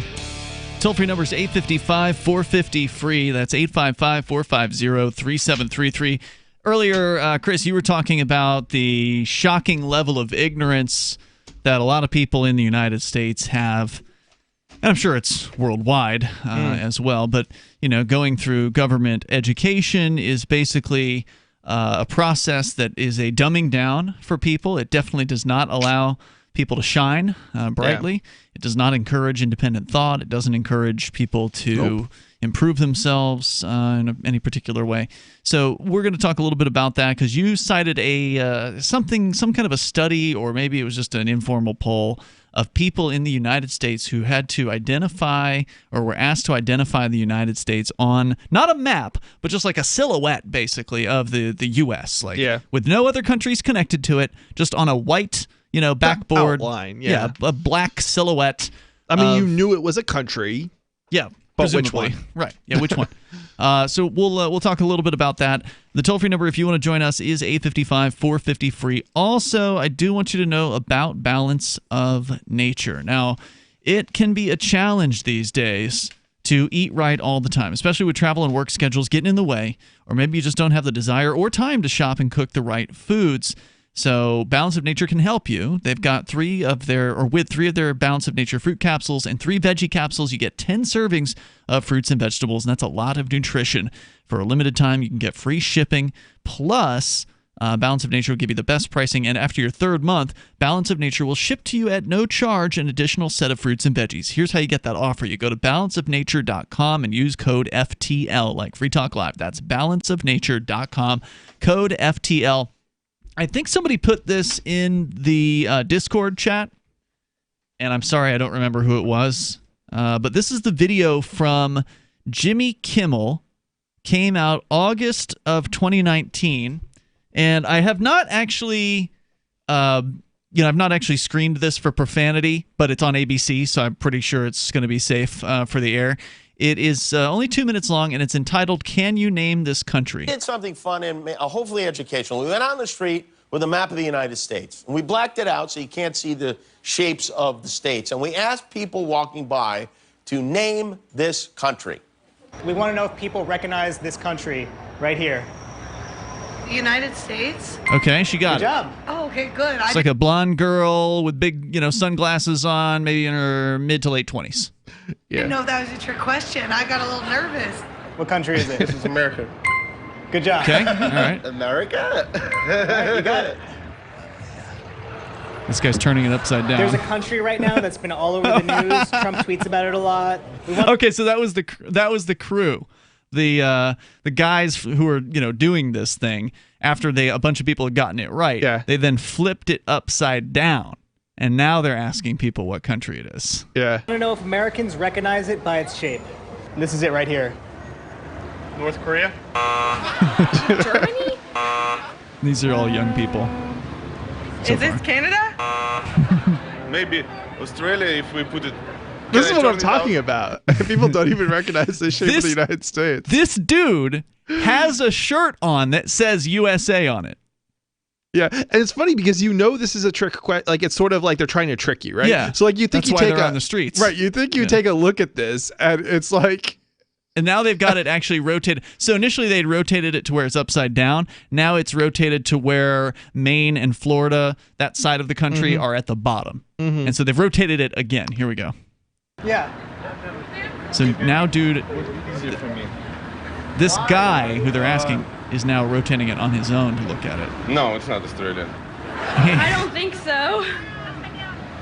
Oh, it's the U.S. It's upside down.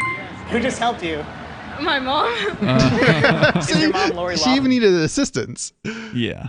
Do you recognize this country? No. No. Can you take one guess? Uganda. I don't know. Australia? I don't know. Is that a country? Is Australia a country? Did he really just say that? Yeah, I think he did. That's America. He just tilted his head and recognized it. This is what I'm talking about. Like, most of these people are like, they don't even know what a country, like, they don't even know Australia's a country. I mean, Well, they are. It is tricky, right? Like, it's not that tricky. No, it's not that tricky. It is, though, outside of what people are expecting. And so, I don't know. If they'd left it the normal right side up way, I bet it would have been like 99 or 9 out of 10 people that got it right. That's why they changed it. Yeah, I mean, I'll give you that. Good gimmick. I still think, though, that just because the country is turned upside down when you're living in it, and you know the outline, and you've had 12 years at least of public education minimally, right? You should be able to identify it still. Oh, that's a good one. It's America. Is that Canada? Close. They have a strong Russian influence. Okay, is it Syria? No. Their last election, they elected a crazy person. Oh, is it North Korea? No. I want to know if Americans can name this country. This guy. This is brainwashing. Okay, so this next guy here is wearing a Captain America outfit. He's actually dressed as Captain America with the shield and everything. Here we go. Europe. All right, then. I would forgive people. Listen, I would forgive people. I'm not that harsh, but like I would forgive people if they were like they didn't know every state in the United States, because there's a lot of them. There's 50 of them. I would probably mix a couple of them up. I can forgive you for that, like not knowing the state, like if you wiped all the names off. Right. But the outline of the country, it's of the continental United States, right? Like, I'm sorry, but like it's pretty entertaining. Let's go to Gene. He's a world traveler. Gene, the Christian anarchist, on our Discord lines. Go ahead. Yeah, I wanted to talk about what we're talking about on Discord right now, and that what are is we talking about on Discord? Civil War. Oh, really? Okay. I just mentioned something that not all Confederates are bad, and of course, people said, "Well, you're just a horrible person." But really, on our Discord, they would say that? That's a surprise. Yeah. And I pointed out the simple fact that Lincoln said that if he could save the Union without freeing the slaves, he'd do so. And pointed out and there's also the fact that Lincoln himself didn't want the black people in the country. His solution wasn't Lincoln a slave owner? No, he wasn't. But his solution to the problem that he perceived was to send all the black people back to Africa. Oh, I'm thinking of George Washington. Sorry. Keep going. All this nonsense about the Civil War and how wonderful Lincoln was and how this had to be fought for the slaves. It's just propaganda from the winning side of that war, which was, of course, the Union. Mm-hmm. Of course, slavery was a part of the issue, and nobody's denying that. But the real reason for the war was an economic. It was an economic dispute. Now, slavery was part of the economics of the South. So yes, that's a part of the big picture. But it's not the main reason for the war. And most of the poor people that were fighting in that war were one step up from slaves themselves. Most of them poor kids that died on the Southern battlefield were nothing more than dirt poor farmers who never had a chance of ever owning a slave. So they're not interested in the institution of slavery. They're just patriotic boys wanting to go march into war for their flag. Same thing it's always been. Just like our patriotic boys today wanting to march into Iraq and Afghanistan and everywhere else, following that red, white, and blue flag. It is no different. So it was a war that didn't have to be fought because every other country on the planet managed to get rid of slavery, with the exception of a few Middle Eastern countries that still practice it today, without a war. Gene, if you got more to say, stand by. We can bring it back here to discuss that, because that's absolutely true. And you can bring up what you want here on Free Talk Live. And the chat room, as he points out, is not always talking about what we're talking about on the air. So clearly. Thanks for bringing that up here on the air. And we'll continue in moments. You can weigh in on the Civil War. A little bit of history. 855-450-FREE, 855-450-3733. Join us on Free Talk Live.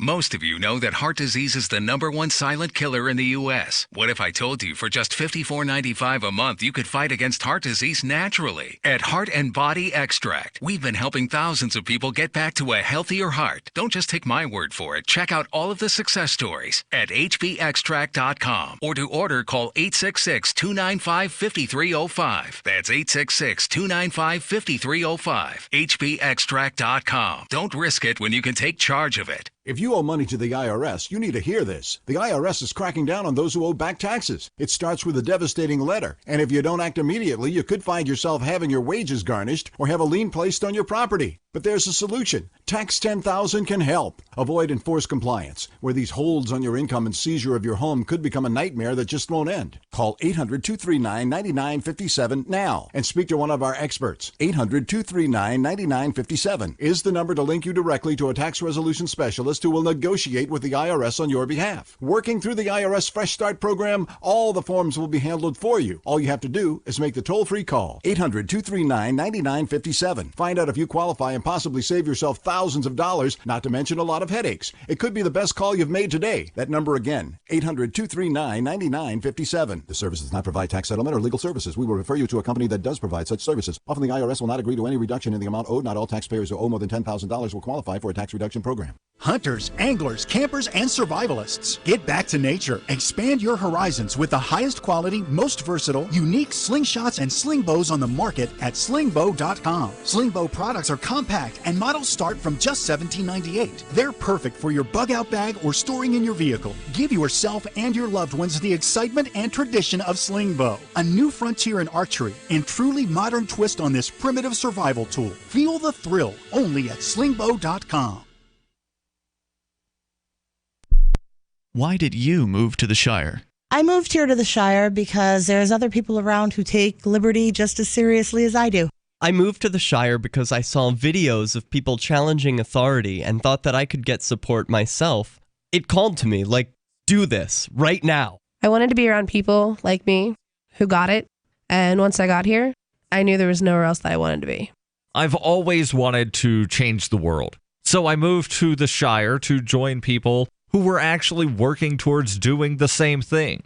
The people here are awesome, loving, and positive. It was for the adventure and for the feeling of something important is happening here. And I just wanted to come to sort of be part of that. Visit ShireSociety.com to read and sign the Shire Society Declaration and learn the reasons why, if you love liberty, you should immigrate to the Shire. Plus, connect with others via the forum at ShireSociety.com. That's ShireSociety.com.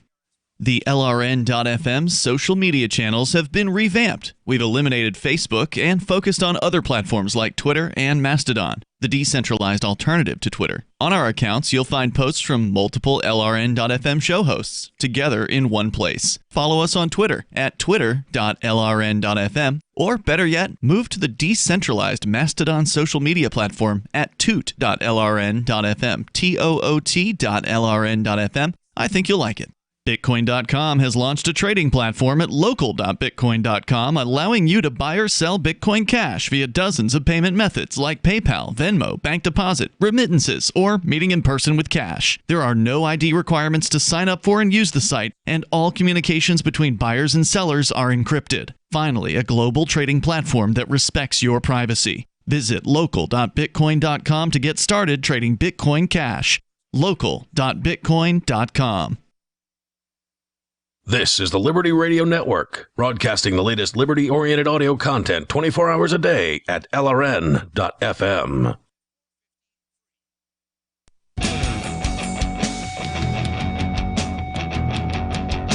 This is Free Talk Live. You can bring up whatever you want right here. The toll-free number, 855-450-FREE, like freedom. That's 855-450-3733. With you tonight, it's Ian. And Chris. You know, Chris, I've now heard 3 different people talking about renting the pavilion at Rogers Campground during Forkfest. Oh, yeah? For 3 completely different purposes. So I don't know who's going to end up getting it, if anyone. Because Forkfest is, of course, a decentralized libertarian camping festival. There's no one who's in charge of the event. So if somebody wants to rent the facilities on the campground, they have to contract with the campground to rent whichever facility they want to. And there's a couple different ones that, a few different places they could rent. But the pavilion's like the big one. That's the one that's in the center of what they call the bowl. It's like a major spot for people to go to. It's large. It's the largest one that they've got. So there's been talk about a few different types of events happening there.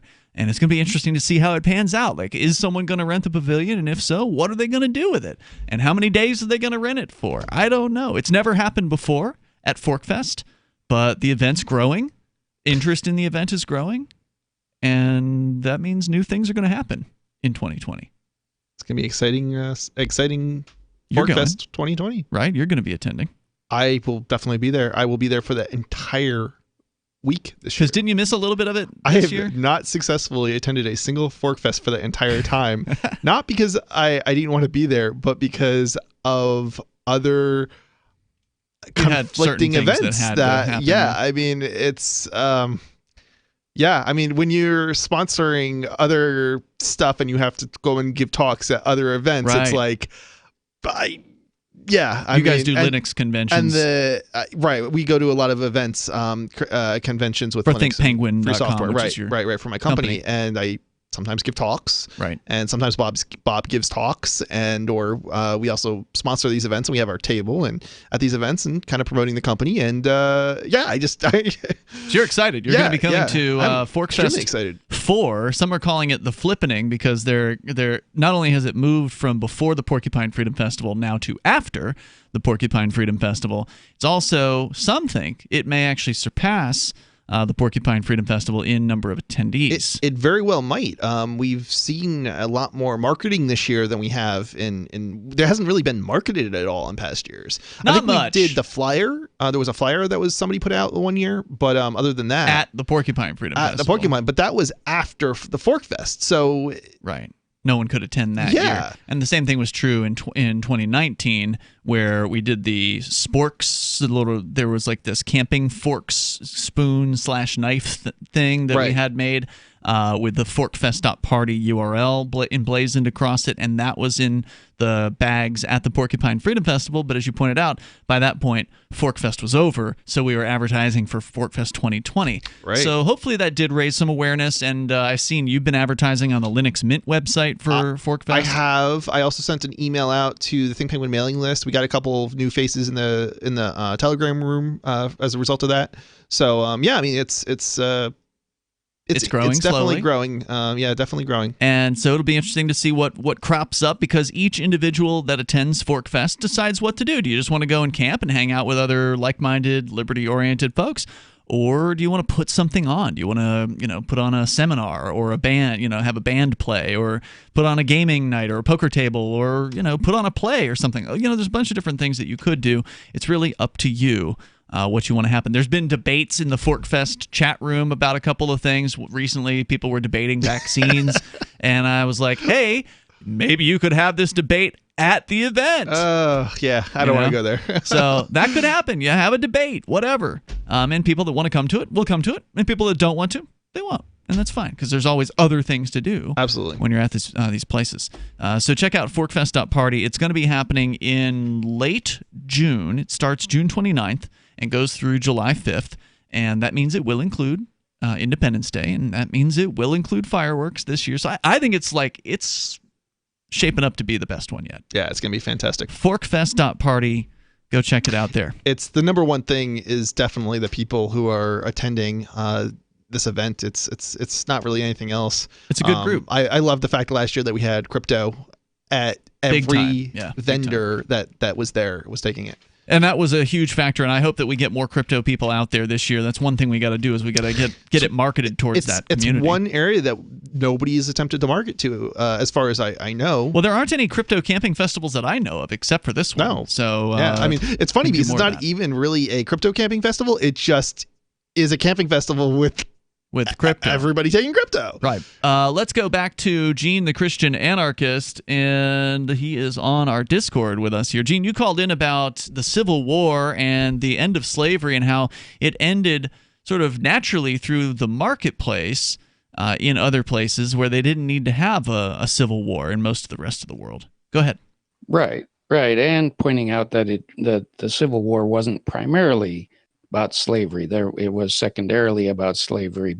And before people get all bent out of shape thinking, I'm sure they can tell by my accent that I'm not a Southerner. I'm currently living in the South. I grew up in Minnesota, and I believed all my life, basically, that it was all about slavery. I bought it hook, line, and sinker. Well, that's what they told you in elementary school when they taught you about it, right?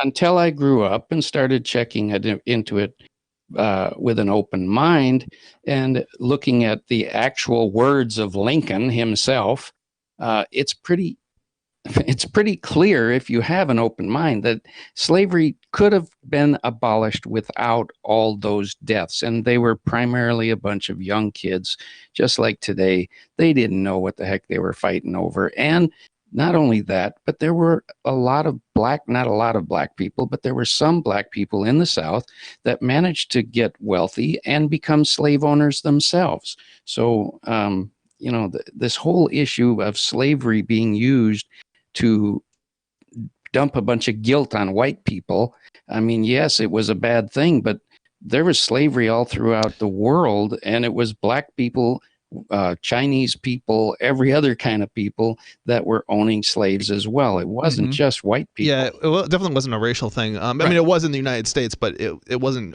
just in the world. It wasn't a racial thing. Yeah, people owned slaves of the same color. Right.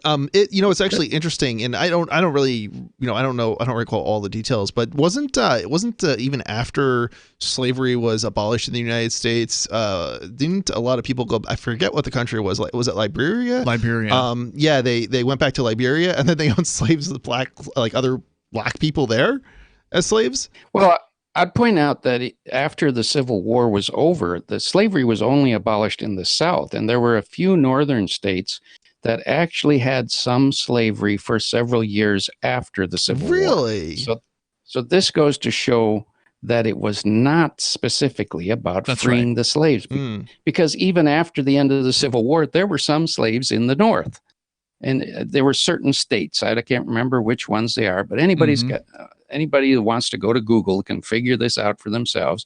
These are just facts that I've discovered, and I just want to explain them to people so that they don't blame the South. Right. So wasn't one of the reasons that Lincoln freed the slaves wasn't the whole point of that to undermine the ability of the Confederacy to like operate their war effectively, or their independence?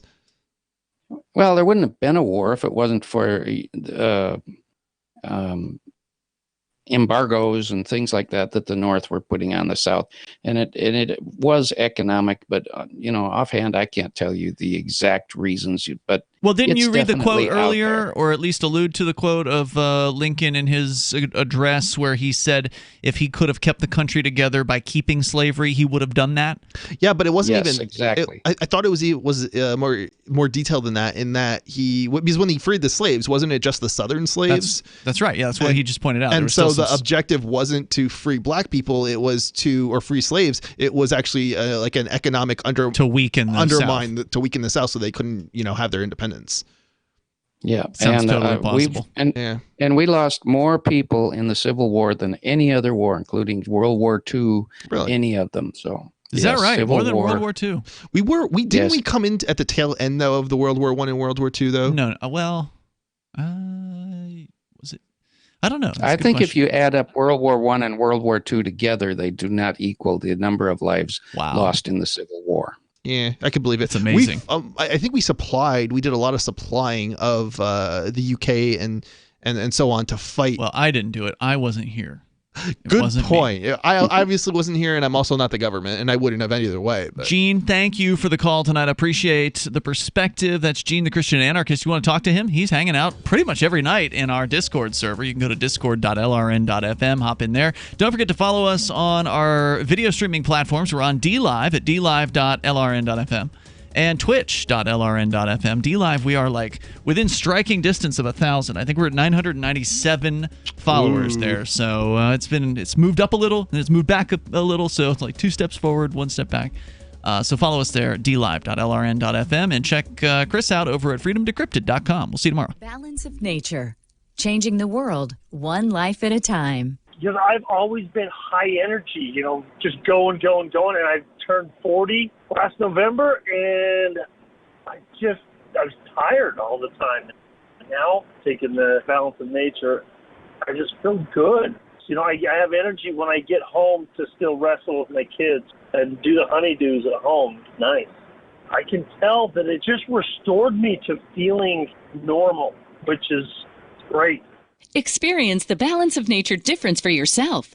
Call or go online now and become a preferred customer, which gives you our best pricing and free shipping. And we'll take off an additional $25 on your first order. This will be a limited time offer, so don't wait.